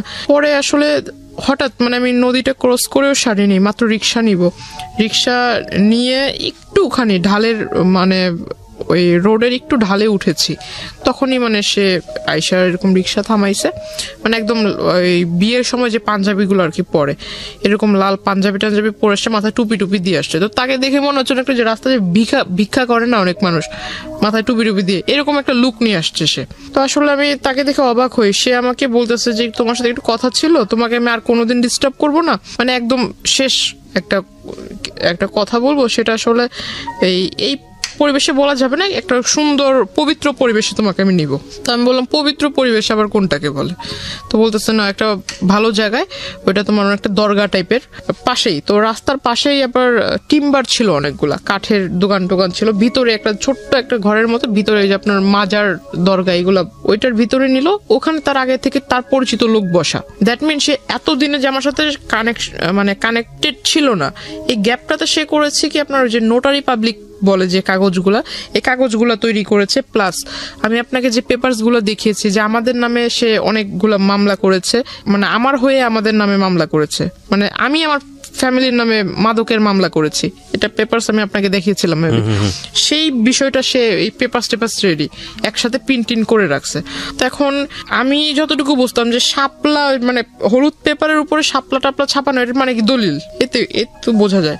এখন ওখানে লেখাগুলো যে আমি মানে প্রথমে তো ভিতরে আমি যাই, সবার সামনে বলতেছে যে এখানে দুজনে নামাজ পড়বো একসাথে, নামাজ পড়ে মোনাজাত নিয়ে তুমি এই পেপারসে সাইন করবা। আমি বললাম পেপারসে সাইন করবো, মামার বাড়ির আবদার নাকি? এটা মুখের কথা, আপনি আমাকে বলবেন আমি পেপারসে সাইন করে দেবো, আমি পেপারস পড়বো না, কিসের পেপারস? আর পেপারসে সাইনই বা করার কথা আসতেছে কেন? তো বলতেছে আমি তোমাকে বিয়ে করবো, এই মুহূর্তে করবো। তো আমি বললাম যে আমার বয়স হয়েছে বিয়ে করার। তো বলতেছে না, আমি এত কিছু বুঝি না, তোমার বয়স, তুমি এসএসসি এক্সামিনার, তোমার নাকি বয়স না হয়েছে, তোমার তো 21 চলে মিনিমাম। তো আসলে সে আমার বয়সটা ধরেছিল সার্টিফিকেট অনুযায়ী। ও হ্যাঁ, সে আমাকে এই বিষয়টাতে মানে যে বিয়েটার যে বিষয়টা আসলো, এর আগে সে করেছে কি, আমার ওই যে তার রাজনৈতিক যে প্রেক্ষাপট, সেখানে সে আমাকে পোস্ট দিবে, এটা সেটা দিবে, আমি বুঝি না তাতে কি হয়েছে, সে আমাকে যে পোস্টটা দিবে, এই পোস্টার ফলে আমি নানান জায়গায় ভিজিট করব, সেখান থেকে অনেক আউট নলেজ আয়ত্ত করতে পারবো, তার ফলে আমি মানে একটা ভালো রাজনৈতিক দলের কর্মী হিসেবে গ্রহণযোগ্য হব। তাকে আমি বিশ্বাস করে সে আমার কাছে বললো যে তোমার পাসপোর্ট তৈরি করতে হবে। তখন অবধি আমার পাসপোর্ট নাই, বলতেছে পাসপোর্ট করতে হবে, পাসপোর্টের জন্য ওই ছবি টবির প্রয়োজন, প্লাস তোমার ওই যে স্কুল সার্টিফিকেটের যত কাগজপত্র আছে এগুলা। তো আমি বললাম যে আসলে পাসপোর্ট আপনি কেন করবেন, আপনি আমাকে বলেন কোথায় যেয়ে করতে হবে, আমি বাড়িতে যেয়ে বলবো। তো বলতেছে না, বাসায় জানানোর দরকার নেই, এটা তুমি বাসায় সারপ্রাইজ দিবা যখন তুমি পোস্টটা পাবা, বা এই পোস্টটা যখন টিভিতে তোমাকে দৈনিক দেখানো হবে, মানে নানান রকম অনুষ্ঠানে তোমাকে দেখানো হবে, তুমি যখন বক্তৃতা দিবা বাড়ির লোক দেখবে, তারা এমনিতেই ইমপ্রেসড হবে। তাই আমি বললাম সত্যি কি এরকম কিছু হবে? তো যেহেতু ভিতরে একটা ওই রাজনীতি করার একটা ক্ষোভ ছিল, ক্ষোভ বা ভালো আগ্রহ, আচ্ছা যাই হোক ওটা ছিল, তো আমি আসলে ওই দিক থেকে চিন্তা করলাম, সে যেহেতু মানে মেঘ না চাইতে বৃষ্টি হয়ে যাচ্ছে, আমার ছোটবেলা থেকে একটা ইচ্ছা ছিল সে আমাকে মানে এত বড় একটা প্ল্যাটফর্মে লোভে পড়ে তাকে কিছু ডকুমেন্টস দিয়েছেন, আমি বুঝতে পারছি। হ্যাঁ, লোভ বলতে পারেন। তো প্ল্যাটফর্মে দাঁড় করিয়ে দিবে তো ভালোই, তো আমার ইচ্ছাটা পূরণ হবে, আমি লেখাপড়াও শেষ করব। আমি যেটা বুঝতে পারছি যে আপনি তাকে কিছু ডকুমেন্টস দিয়েছিলেন যেটার বেসিসে সে হচ্ছে আপনার কি পুরো একটা পেপার তৈরি করেছে। আর আমি এত বড় একটা গাধা ছিলাম, এখন নিজেকে না বলে আসলে আমি এখানে আমারও ভুল আছে অনেক, যে আমি আসলে তাকে পুরোপুরি বিলিভ না করে বা তার সম্বন্ধে কিছু না জেনে আমার সমস্ত একটা ফাইল ছিল, সেখানে আমার প্রাইমারি লেভেল থেকে শুরু করে স্কুলের যত ডকুমেন্টস ছিল সমস্ত মানে ফাইলটাই তাকে দিয়ে দিছি। না, ফাইলটা দেওয়ার মানে মূল ফাইলটার ভিতর তোমার কাগজপত্র ছিল, ওই ফাইলটাতে সমস্ত মা সব স্কুলের যাবতীয় কাগজপত্র রাখে। তাকে সার্টিফিকেটগুলো বের করে দিচ্ছে, সে আমাকে বলতেছে যে না তোমার সার্টিফিকেট দরকার নেই, আমার কাছে আমি কিসে করে নিয়ে যাবো এই কাগজগুলো, কাগজ তো মূল্যবান কাগজ, যেহেতু ফাইলটার ভিতর আছে, ফাইলটা এখন এই ফাইলটা যা যা আছে এই সমস্ত কিছু আমি আবার তোমাকে ব্যাক করে দিব, তুমি আমাকে এটা দাও, আমি তোমাকে যা যা আছে সমস্ত কিছু ফিরিয়ে দিব। তো আমি গেলাম, সে আমাকে বললো যে ছবি তুলতে হবে, 22 কপি না 20 কপি যেন ছবি লাগবে বলছিল। পরে ছবি তুললাম স্টুডিও থেকে, স্টুডিওর ছবি আনবন্ড করে আর আমাকে বলে মানে ডেট বলে না যে অমুক দিন আনতে হবে, ছবিগুলো আমাকে দিবা, এই ছবি দেওয়ার ডেটটা আর বলে না। তো আমি আর ওই বিষয়ে মাথা ঘামাইনি, ছবি স্টুডিওতে পড়ে রয়েছে। সে ওই সার্টিফিকেটের ফটোকপির সাথে ফটোকপি আর ওই আপনার ওই ফটোকপির ডেট দিয়ে সে আর কি বলে যে আমি বিয়ের বয়স আমার হয়েছে, কারণ সার্টিফিকেট আমার 4 বছর বয়সে মেবি আমাকে স্কুলে ভর্তি করা হয়, আমাকে বয়সটা বাড়িয়ে দিছিল কারণ আমার গ্রোথের কারণে। আপনাকে তারপর কি করলেন? সার্টিফিকেটের অনুযায়ী সে আমাকে ওই বয়সটা দেখায় বেশি। সে আমাকে যখন বিয়ের প্রস্তাবটা দেয় সবার সামনে যখন দেয়, আমি মনে করেছিলাম যে দরগাতে মাজারে তো অনেক মানুষই যাতায়াত করে, কিন্তু আসলে ওইখানে যারা যারা ছিল সবাই যে তার পরিচিত এটা আমি জানতাম না। সে হঠাৎ করে আমি যখন না করি যে না আমি সাইন করব না, আর বিয়ে তো প্রশ্ন আসে না, আর আপনাকে আমি বিয়ে করব, আর যদি বিয়ে করিও তাহলে তো আমার বাড়ির লোককে জানাতে হবে। তারপর সে আমাকে বললো এই কথা, বলার পর আমি বললাম যে না আমার যেহেতু বাবা মা জন্ম দিয়েছে, যেহেতু তারা জন্ম দিয়েছে বড় করেছে, এখন আমি বিয়েটা তো তাদের ছাড়া করব না, আমি বিষয়টা আসলে তাদেরকে জানাবো, একদিনের সময় আমাকে দেন, আপনি একদিনের সময় দেন, আমি এটা বাসায় যা বলবো, তারপর কালকে আগামীকাল মানে তার মূলত তার ওইখান থেকে আমার চলে আসা দিয়ে কথা। তো সে করে কি আসলে উপরে মানে সে হয়তো বুঝতে পারে যে আমি বের হতে চাচ্ছি, সে উপরে দাঁড়িয়ে মানে আমি তো বসা, সে উপরে দাঁড়িয়ে মানে খুব খুব মানে হিট কি বলে এটা, খুব হাইলি আমাকে একটা পাঞ্চ করে মুখের ভিতরে, তার একটা ঘুষিতেই আমার এখান দিয়ে ফেটে যায়, রক্ত বের হয়। তারপর সে তার হাতে মেবি ধারালো কিছু ছিল, আবার এইখানে মানে এভাবে মানে টান দিতে গিয়ে এখানে নাকের পুরো মাংসটা উঠে আসছিল। আমি আসলে খুব জোরে ব্যথা পেয়েছিলাম, খুব হাউমাউ করে কান্না করতেছিলাম। তো আসলে পাশে যারা ছিল তারা মিনিটের জন্য আমাকে ধরেনি বা ওই লোকটাকে বলেনি যে তুমি এটা করতেছো কেন, এটা আসলে জিজ্ঞাসা করেনি। তখন আস্তে আস্তে ওরা করতেছে কি বাইরে চলে যাচ্ছে, তখন বুঝতে পারলাম যে হয়তো ওরই পরিচিত লোক, নয়তো কিছু বলবে না কেন। তো ওইখানে একটা মহিলা ছিল, আমি তাকে বললাম দেখেন আমি আসলে তাকে মানে ওইভাবে চিনি না, কিছুদিন ধরে চিনি, কিন্তু সে আমাকে জোর করে বিয়ে করবে এটা তো হয় না, আর আপনাদের এখানে এগুলো ঘটতেছে আপনারা কিছু বলতেছেন না কেন। তো ওই মহিলার ওইখান থেকে সে ও করে কি আমাকে নিয়ে বের হয়ে যায়, বের হয়ে আমার এখান থেকে রক্ত বের হইতেছে, সে আমাকে রাস্তাটা টেনে নিয়ে যাচ্ছে। এক লোক জিজ্ঞাসা করতেছে যে মেয়ের মুখ থেকে রক্ত বের হচ্ছে, মাংস এখান থেকে ফেটে গেছে, আপনি মানে ওকে এভাবে টেনে নিচ্ছেন কেন?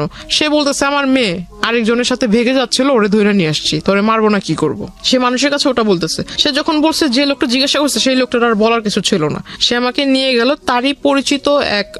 আপনি কিছু বললেন না কেন তখন? তখন আমি আসলে কিছুই বলিনি, এটা না বলার মানে তখন, কিন্তু আমার মনে আছে যে আমি তখন কান্না করতেছিলাম খুব। Something fishy. আমি প্রথম কথা হচ্ছে যে আপনি গল্পটা যেভাবে বলছেন তাতে মানুষের অনেক প্রশ্ন তৈরি হবে, যেটা আমারও হচ্ছে। একটা একটা মানুষকে আপনি প্রথম থেকেই বলছেন পছন্দ করেন না, যে মানুষটাকে আপনি পছন্দ করেন না সেই মানুষটা এত দূর যেতে পারে না, এটা একদম জেনারেল পারসেপশন। সেই মানুষটাকে আপনাকে মাজারে নিয়ে যাবে, সেই মানুষটা আপনার বাসায় ঢুকে যাচ্ছে, সেই মানুষটা আপনাকে সাজেশন দিচ্ছে, সেই মানুষটাকে আপনি আবার হচ্ছে আপনার ডকুমেন্টস সবকিছু দিয়ে দিচ্ছেন, না, দিস ইজ রিয়েলি আনবিলিভেবল। এটা আমার কাছে পুরোটাই অবিশ্বাস্য মনে হচ্ছে। একটা জায়গা থেকে কোনো না কোনো ভাবে আপনি ওনার প্রতি কোনো না কোনো দিক থেকে ফলেন ছিলেন, নইলে এটা তারপরে দুর্বল তো ছিলাম যে আপনার লেখাপড়ার যে সাজেশনটা দিত ওই দিক থেকে তাকে রেসপেক্ট করতাম। যদি আমি বলি তালিবাজার বিষয়টা, তাহলে আমার মনে হয় এখানেও আপনার কোনো অবদান আছে। আমি জানি না, আমি আরো সামনের দিকে যেতে চাই, পুরো গল্পটা আমি নিয়ে আসতে চাই। জি বলুন। তারপর তারপর সে আমাকে মানে ওই জায়গায় অফিসটাতে নিয়ে গেল। অফিসে নিয়ে যাওয়ার পর সে আমাকে বললো যে তোমার এখানে তুমি সিগনেচার করবে, তো তোমাকে তো ওইখানে সবার সামনে মাত্র 2টা আঘাত করেছি, এর থেকেও বেশি কিছু করতে পারি, তো তুমি এখানে সিগনেচার করো। তখন আমি আসলে বললাম যে আপনি আমাকে একদিনের সময় দেন, আমি বাসায় যাই বিষয়টা ডিসকাস করি। তো সে আমাকে বলতেছে যে তুমি এই অবস্থায় বাসায় যাবার আমাকে পুলিশ কেসের ভিতরে ঝামেলার ভিতরে ফেলবা, আমি কি এতই কি বোকা নাকি, তোমাকে এই অবস্থায় ছেড়ে দিব। পরে সে আমাকে ওই এটা কি বলে যে মানে ফোনের ভিতরে ছিল আপনার কিছু যে সফটওয়্যার দিয়ে মেবি আমার পিকচারকে সে নেগেট করেছিল, কিছু পিকচার সফটওয়্যার দিয়ে। তো আসলে সফটওয়্যার দিয়ে এটা আসলে আমারই পিকচার ছিল না অন্য কারো পিকচার ছিল সেটা জানি, কিন্তু বডির ভিতর আমার মাথাটাই ছিল, বডি টোটালি ওপেন ছিল, বাট মাথাটা আমার ফেস একদম স্পষ্ট দেখা যাচ্ছে। তো আমি আসলে খুব একটা মানে বিভ্রান্তকর পরিস্থিতি হয়ে যায় আমার জন্য। আমার মনে হয় ওই পরিস্থিতি আমি যেটা করেছি যে আসলে আমাকে সে যেভাবে বলছিল যে তুমি যদি এটা না করো তাহলে আমি যাই ওখানে বলবো, তোমাদের বাড়িতে সমস্ত কিছু বলবো, বলার পর তুমি আর মানে তোমার ফ্যামিলিও তোমার সাপোর্টে থাকবে না, তোমার জন্য কেউ পাশে আসবে না, তখন ঘুরে ফিরে তুমি নিজের থেকে আমার কাছে চলে আসবা, আমার কিছু করতে হবে না, তুমি নিজেই আসবা। তা আমি বললাম যে না, আমি বাসায় যেতে চাই, আমাকে ছাড়েন আপনি। তো বলতেছে বাসাতে তুমি যাবা, আমিও তো যাইতে দিব, সাইনটা করে যাও। আসলে আমার জন্য ওটা আমার মনে হয়, আমি জানি না অন্য কেউ আমার জায়গায় থাকলে কি করতো, কিন্তু আমার তখন মাথায় ছিল যে আমি আসলে এর কাছ থেকে মূলত এখান থেকে বের হয়ে বাসায় আজকে সমস্ত কিছু মানে একদম প্রথম থেকে সমস্ত কিছু বাসায় শেয়ার করব। তারপর যদি স্কুল কলেজ বন্ধ হয়ে যায় যাক, তাতে আমার কিছু যায় আসে না।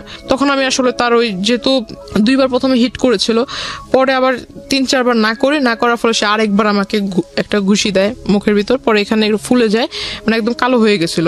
ওই অফিসে যারা ছিল তারা তখন বলতেছে যে আপনি এখানে নিয়ে আসছেন ভালো কথা, আপনি আমাদের পরিচিত ভালো কথা, আপনি একটা মেয়েকে এনে আপনার মেয়ের বয়সের থেকেও ছোট তার গায়ে হাত তুলতেছেন, তো বলতেছে ওরা আর আমার বিষয় এটা। তখন আসলে সে আমাকে বলতেছে তুমি কি সাইন করবা, মানে তুমি কি বাসায় যেতে চাও আদৌ, নাকি তুমি চাও যে আমি তোমাকে এখান থেকে উঠায় নিয়ে যাই। আমি বললাম যে আমি বাসায় যাবো। তো বলতেছে যদি বাসায় যেতে চাও ভালো মানুষের মতো সাইন করে দাও। সাইনটা মানে কি বিয়ের কাগজে কাবিননামাতে সাইন? কাবিননামা আসলে সে আমাকে জাস্ট উপরে, আমি যখন পড়তে যেহেতু কাগজে সাইন করবো তাকে জিজ্ঞাসা করলাম যে কাগজে তো এমনি সাইন করবো না, তো আমি একটু পড়ে নেই কি কি লেখা আছে, আমার তো পড়ার দরকার আছে। তো আসলে সে আমাকে পড়তে দিচ্ছিল না, সে শুধু বললো যে সাইন করার যে দাগটা থাকে সেখানে আবার নিচে দেখলাম যে সাক্ষীটা কে লেখা ছিল। আমি তাকে জিজ্ঞাসা করলাম যে বিয়ে তো সাধারণত কাজী সাহেবরা পড়ায়, তো এখানে তো কোনো কাজী নেই, কিছু নেই, এটা কিভাবে বিয়ে হচ্ছে? তো বলতেছে না, এটা সব কোর্টের মাধ্যমে বিয়ে হচ্ছে। আমি কোর্ট থেকে সমস্ত কাগজ নিয়ে আসছি, দ্যাট মিন সে নিজেই অনেক লোকের স্বাক্ষর সে নিজেই দিয়ে দিছে। পরে যখন সে আমাকে বললো, তারপর আমি মনে হয়েছে যে আমি বাসায় চলে যাব, আর এই সাইনটা যদি না দেয় তাহলে তো সে আমাকে বাসায় যেতে দিবে না। আমি আসলে তখন সাইনটা করি। আচ্ছা, সাইনটা করার পর সে শুধু মানে সবচেয়ে খারাপ লাগছিল যে সে আমাকে দেখতে দিচ্ছিল না, লেখাগুলো দেখতে দিচ্ছিল না, শুধুমাত্র সাইন করার যে জায়গাটা ওই জায়গাটাই দেখতে দিচ্ছে। আর আরেকটা জিনিস দেখাইছে, সেটা হলো যে জায়গায় ছবি থাকে, দুজনের ছবি থাকে, সেখানে আমি দেখলাম যে সেখানে আমার কোনো ছবি না, ফেসবুক থেকে ডাউনলোড করে মানে একটা ছবি ডাউনলোড করে সেটাকে সে বের করছে, সাথে করে সেই নিয়ে আসছে ছবি, সাথে করে ছবি নিয়ে আসছে আমার ছবি। সে ওখানে আমার সামনে গ্লু দিয়ে লাগাই দেওয়ার পর সে আমার সিগনেচার নিল, তারপর বললো যে ঠিক আছে এবার তুমি চলে যাও। বাসায় এসে সবাইকে বলার পর সবাই আমাকে খুব মানে রাগারাগি করে, প্লাস মা অনেকগুলো চর থাপ্পড়ও মারে। তো মানে খুব কান্নাকাটি করতেছিলাম। তখন বাবা সিদ্ধান্ত নিল যে না, তোমার আর লেখাপড়া করার দরকার নেই। তো ওখান থেকে আমার কলেজ স্টপ হয়ে গেল। কত সালের ঘটনা এটা? 2016 সাল, মাত্র কয়েক বছর আগের ঘটনা। হ্যাঁ, আমার কলেজে যাওয়া বন্ধ হয়ে গেল, ইভেন আমার ফোনটাও আমার কাছ থেকে নিয়ে নেওয়া হলো। একটা দাওয়াত ছিল, বিয়ের অনুষ্ঠানের দাওয়াত, তো সেখানে আমি, আমার আম্মু, আমার ছোট বোন, আমরা 3 জনই যাচ্ছিলাম সিএনজিতে করে। ওকে। সিএনজিতে করে যাওয়ার পথে হঠাৎ এটা আসলে সে তাকে হয়তো যদি কেউ নাই বলতো তাহলে তো সেও জানতো না যে আমরা বের হব এখন।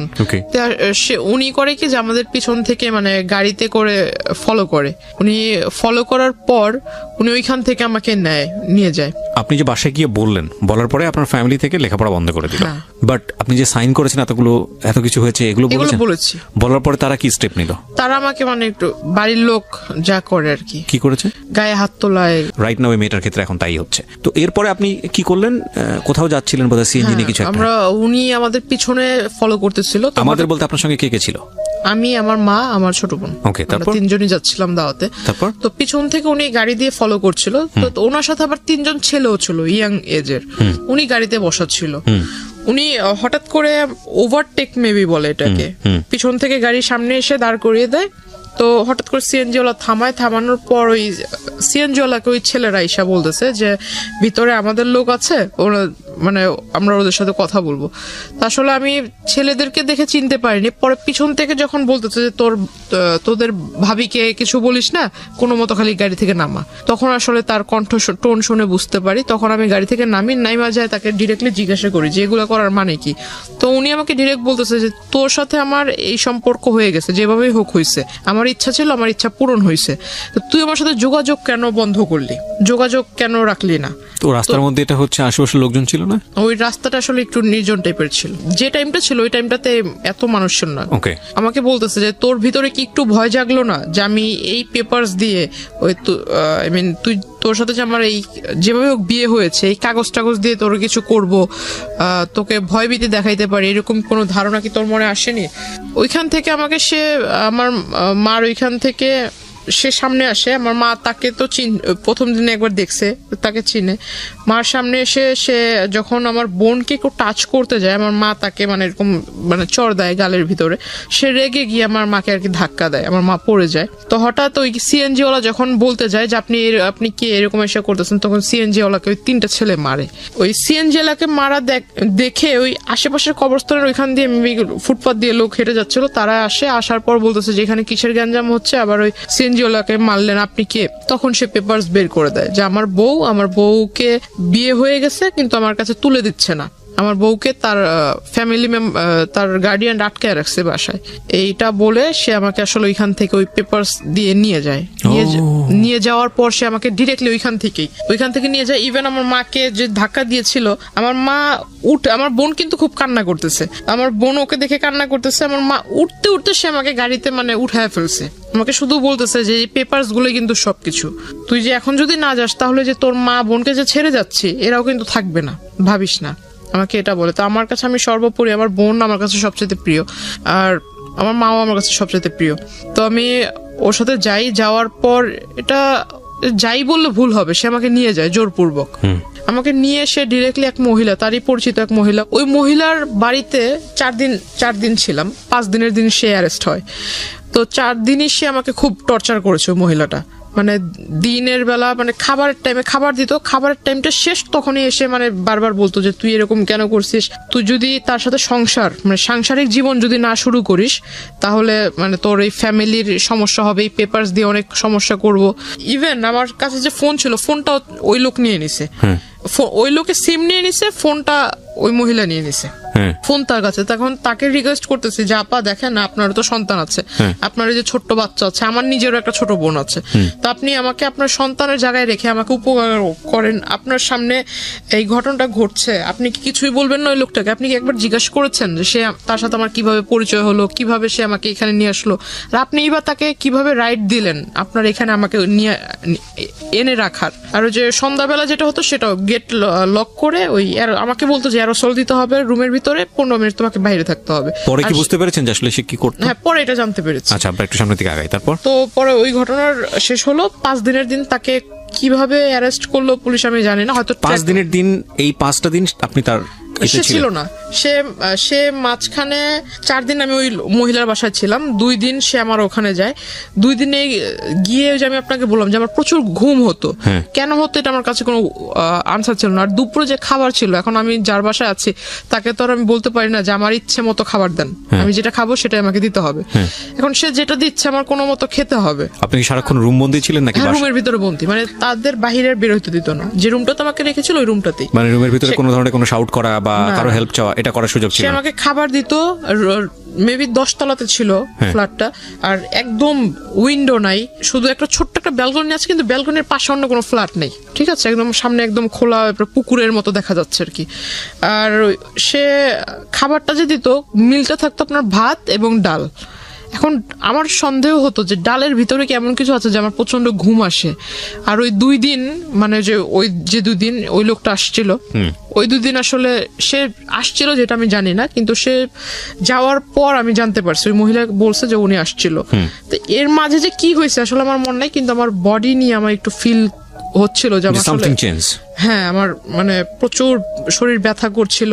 তখন আমি তাকে জিজ্ঞাসা করলাম যে আচ্ছা, আমি তো মানে আমি ওরকম কোনো হার্ড ওয়ার্কিংও করি নাই, বা আমি তো শুধু খাটের উপরই বসে আছি, তো আসলে আমার মানে শরীরটা কেমন যেন লাগতেছে, যে আপনার কাছে যদি ব্যথার ট্যাবলেট থাকে আমাকে একটু দেন।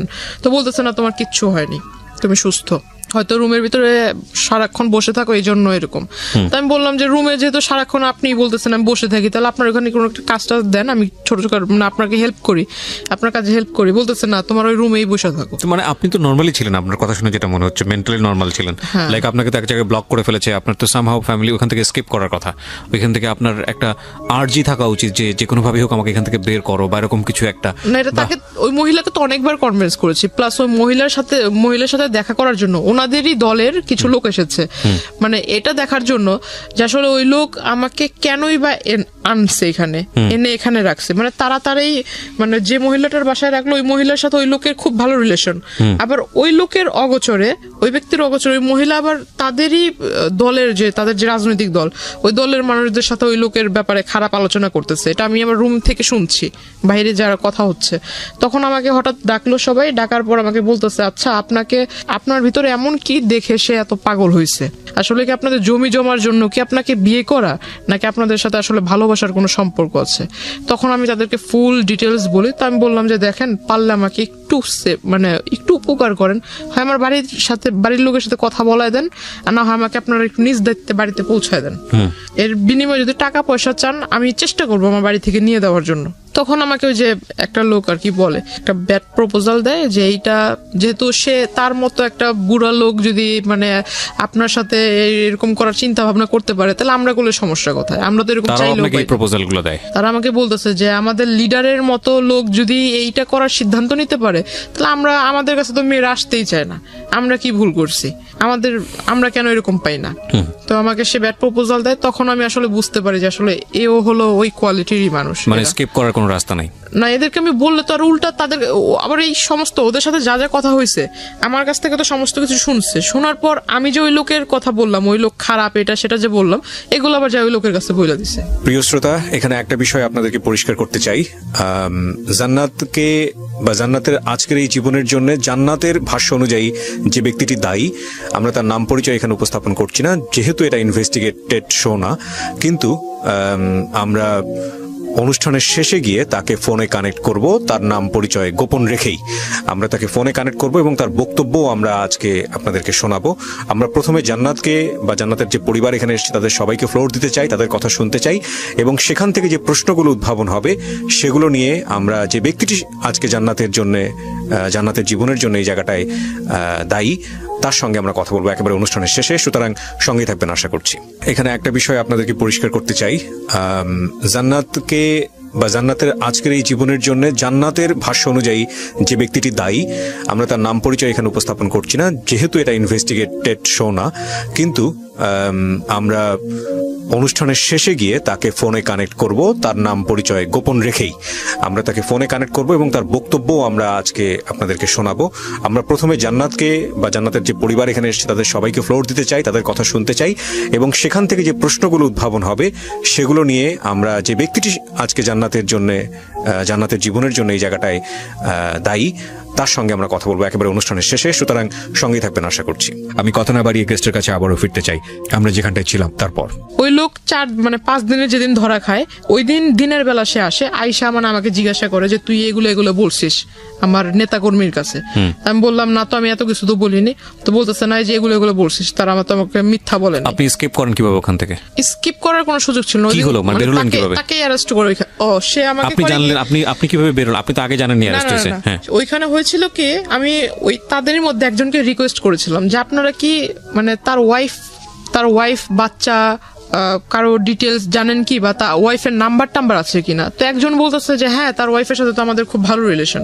তাই আমি বললাম আপনি একটু পারলে ওনার ওয়াইফের সাথে আমার কথা বলাই দেন, আর না হলে ওনার ওয়াইফকে এখানে আসতে বলেন। ওনাকে বলি, তো ওই লোকটা করছে কি যে ওই লোকটা আবার আমাকে ওই দিনই বললো যে তুমি আমার বোনের মতো, এরকম করে বললো। তো আমি আবার একটু বিলিভ করে ফেললাম, যেহেতু বোন বলছে হয়তো ভালোই হবে। তো উনি করছে কি ওনার ওয়াইফকে আনছে, আনার পর ওনার ওয়াইফ আমাকে বলতেছে যে চল তুই আমার সাথে চল, মানে খুব রাগান্বিত হয়ে বলতেছে। তার ওয়াইফ ওইখানে আসার পর তার ওয়াইফ আমাকে এই কথা বলে যে আমার সাথে চল, তুই আমার সাথে গেলে আমার বাসায় যাবি, যাই ওইখানে থাকবি, তারপর আমি সবকিছু শুনে টুনে তোরে তোদের বাসায় দিয়ে আসবো। তো যার বাসায় ছিলাম সে মহিলা আমাকে বলতেছে যে না তুমি ওনার সাথে যেও না, ওনার সাথে গেলে উল্টা আরো তোমাকে মারবে ধরবে। তো আমি বললাম তাহলে আমি কি করব? তো বলতেছে যে এখান থেকে তুমি বরঞ্চ যে আমাদের আরেক ভাই আছে ওনার সাথে তুমি কোনো মতো রোডটা পার হোক।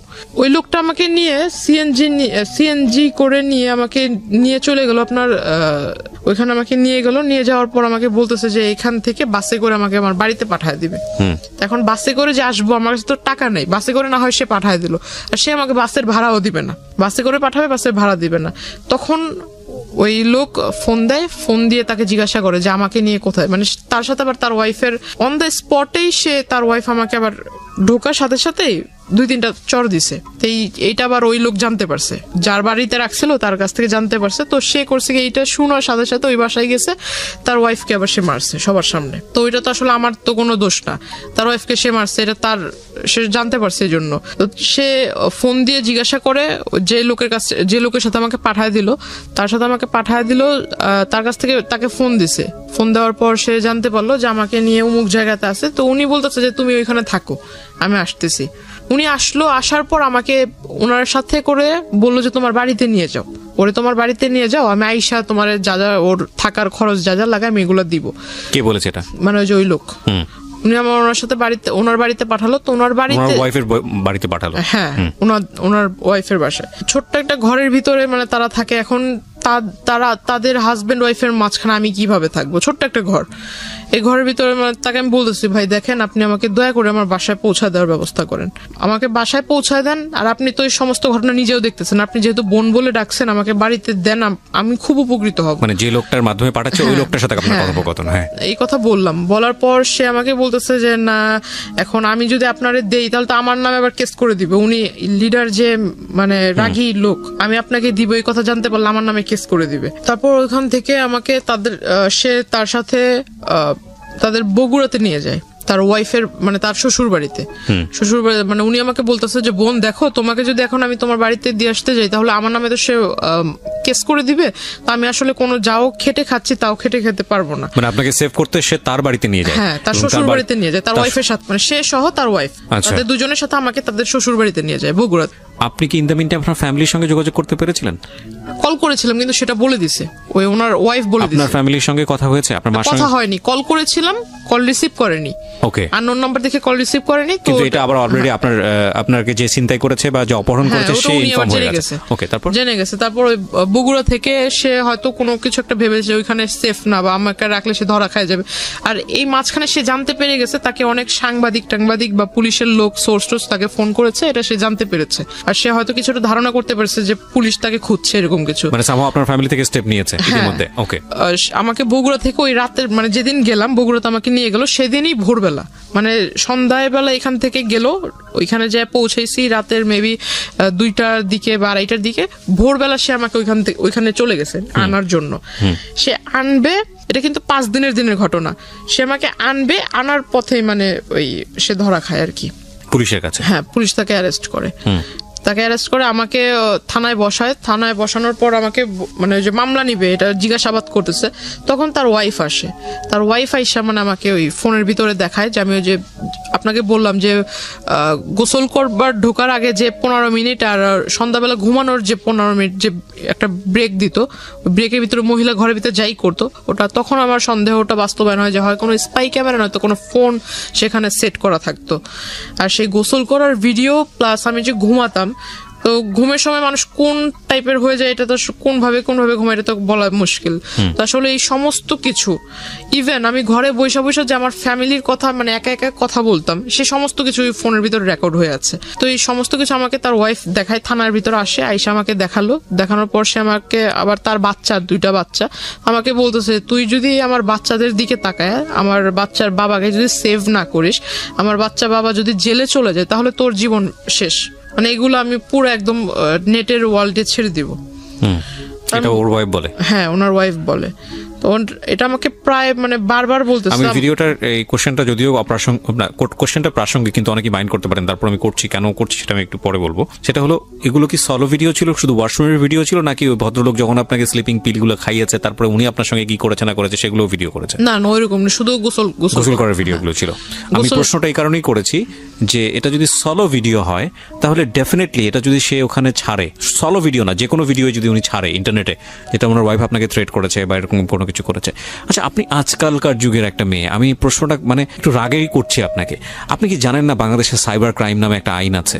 এটা নিয়ে আমাকে আসলে পরে এটা নিয়ে অনেকেই আমাকে অনেক কথা শুনেছে, এবং এটা কত শক্তিশালী আইন এটা আপনি জানেন? কিন্তু আমার জন্য আসলে যে আমি আপনাকে বললাম না যে আমি কারোর সাথে মিশি নাই, কাউকে ফ্রেন্ড করে নাই, কারোর সাথে নিজের কথাগুলো শেয়ার করতাম, এটা আমার একটা বড় খারাপ পয়েন্ট ছিল। পৃথিবীতে কারো মানে বাংলাদেশে কারো বাবারও সাধ্য নাই, যদি কথাটা এভাবে বলাটা উচিত না, যে কোনো মেয়ের বা কারো কোনো পার্সোনাল ইস্যু ভিডিও করে সেটা ইন্টারনেটে ছেড়েছে এবং তারপরে যে ভিকটিম হয়েছে সে যদি খালি মামলা করে এবং সে যদি কোনো আইনি স্টেপ নাই, এটা কারো মানে বললাম তো, এটা মানে কারোর সাধ্য নাই যে সেটাকে তার হাত থেকে বাঁচায়। কারণ অনেকেই মনে করে যে আমি অন্য কারো আইডি থেকে ছাড়বো, অন্য কারো ইয়ে থেকে ছাড়বো। এটার কিছু, এটাকে বলে মানে আইপি ট্র্যাক করে এটা ইজিলি বের করা সম্ভব, যেটা কে করেছে এটা বের করা কোনো ব্যাপারই না, এবং এটা খুব ইজিলি বের করা সম্ভব। এবং অহরহ উদাহরণ আছে ইন্টারনেটে, ফেসবুকে এরকম ঘটনা ঘটতেছে এবং তারা অ্যারেস্ট হচ্ছে। যাই হোক, তারপরে কি হলো? ওনাকে তখন মামলা লেখা হলো, আর উনি মানে থানার ভিতরে আপনাকে ভয় দেখাচ্ছে। আপনি তো চাইলে পুলিশকে তখনই ইনফর্ম করতে পারতেন। তখন মানে আসলে তো উনি আমাকে মানে শুধু সামনে এসে বলতেছে, অথচ আমার মা আমার সামনে আসতেছে, তখন আমার ভিতরে একটা ভয় কাজ করতেছে। আমার মা সামনে এসে আমাকে বুঝাইতেছে যে তুই ভয় না পেয়ে যা ঘটছে সেটা বলে ফেল। আসলে আমার ভিতর চিন্তা যে এই মহিলা যেভাবে বলতেছে, এখন এটা যদি সবার কাছে দেখায়, এখন একটা মেয়ের কাছে তো তার মানে শুধু মেয়ে না, যে কোনো মানুষের কাছে তার সম্মান অনেক ইম্পর্টেন্ট। হ্যাঁ, এখন এটা যদি আমি যে এলাকা থেকে বিলংস করি, এটা তো মানে অনেকটা গ্রাম্য এলাকার মতো, তো এখানে যদি এই জিনিসটা একবার ছড়ায় তাহলে তো আমার কথা নিলাম বাদ দিলাম, আমার ফ্যামিলিটা কি হবে? আর আমার মা তো এত বছর ধরে নানুর বাসায় আছে, আমার বাবার বাসায় থাকলে একটা আরেক কথা। ইনস্ট্যান্টলি আপনার জবানবন্দি নিয়েছে? ওই সময় আপনার জবানবন্দি নিয়েছে না পরে নিয়েছে? মানে যে কোর্টে যে নেয়, কোর্টে তো অনেক পরের বিষয়। থানাতে কি হয়েছে আপনি সেটা বলেন? থানাতে মামলা হয়। হ্যাঁ, থানাতে মামলা হয় যে আমার যে কি বলে মাইনর, হ্যাঁ, ওই যে নারী ও শিশু, মানে তখন তো আমার বয়সটা হয়নি। হ্যাঁ, নারী ও শিশু নির্যাতন আইনে মামলা হয়, অপহরণ মামলা, এটার মামলা হয়। মামলা হওয়ার পর তাকে থানাতে সারা রাত্র রাখা হয়, পরের দিন তাকেও কোর্টে মেবি পাঠানো হয়, আর আমাকেও পাঠানো হয় আপনার যে হসপিটালে, বগুড়া কোর্টে। না, আপনাকে অ্যারেস্ট করেছে কোথায়? অ্যারেস্ট করেছে ঢাকাতে অ্যারেস্ট করেছে। ওকে, তো আপনি ছিলেন তো বগুড়াতে? বগুড়া থেকে সে যখন ঢাকায় নিয়ে আসছে ওই দিনই, নামার পরে ঢাকাতে ল্যান্ড করার পরে। ওকে, ল্যান্ড তো না, ঢাকাতে আসলে আসার পরে। হ্যাঁ, তো আমাকে মানে কোর্টে নিয়ে যায়, কোর্টে যে ডক্টরের যে চেকআপ গুলো থাকে ওখানে থাকে, তো ডক্টর আমাকে, মহিলা ডক্টর বলতেছে যেটা ঘটেছে সেটা বলবেন।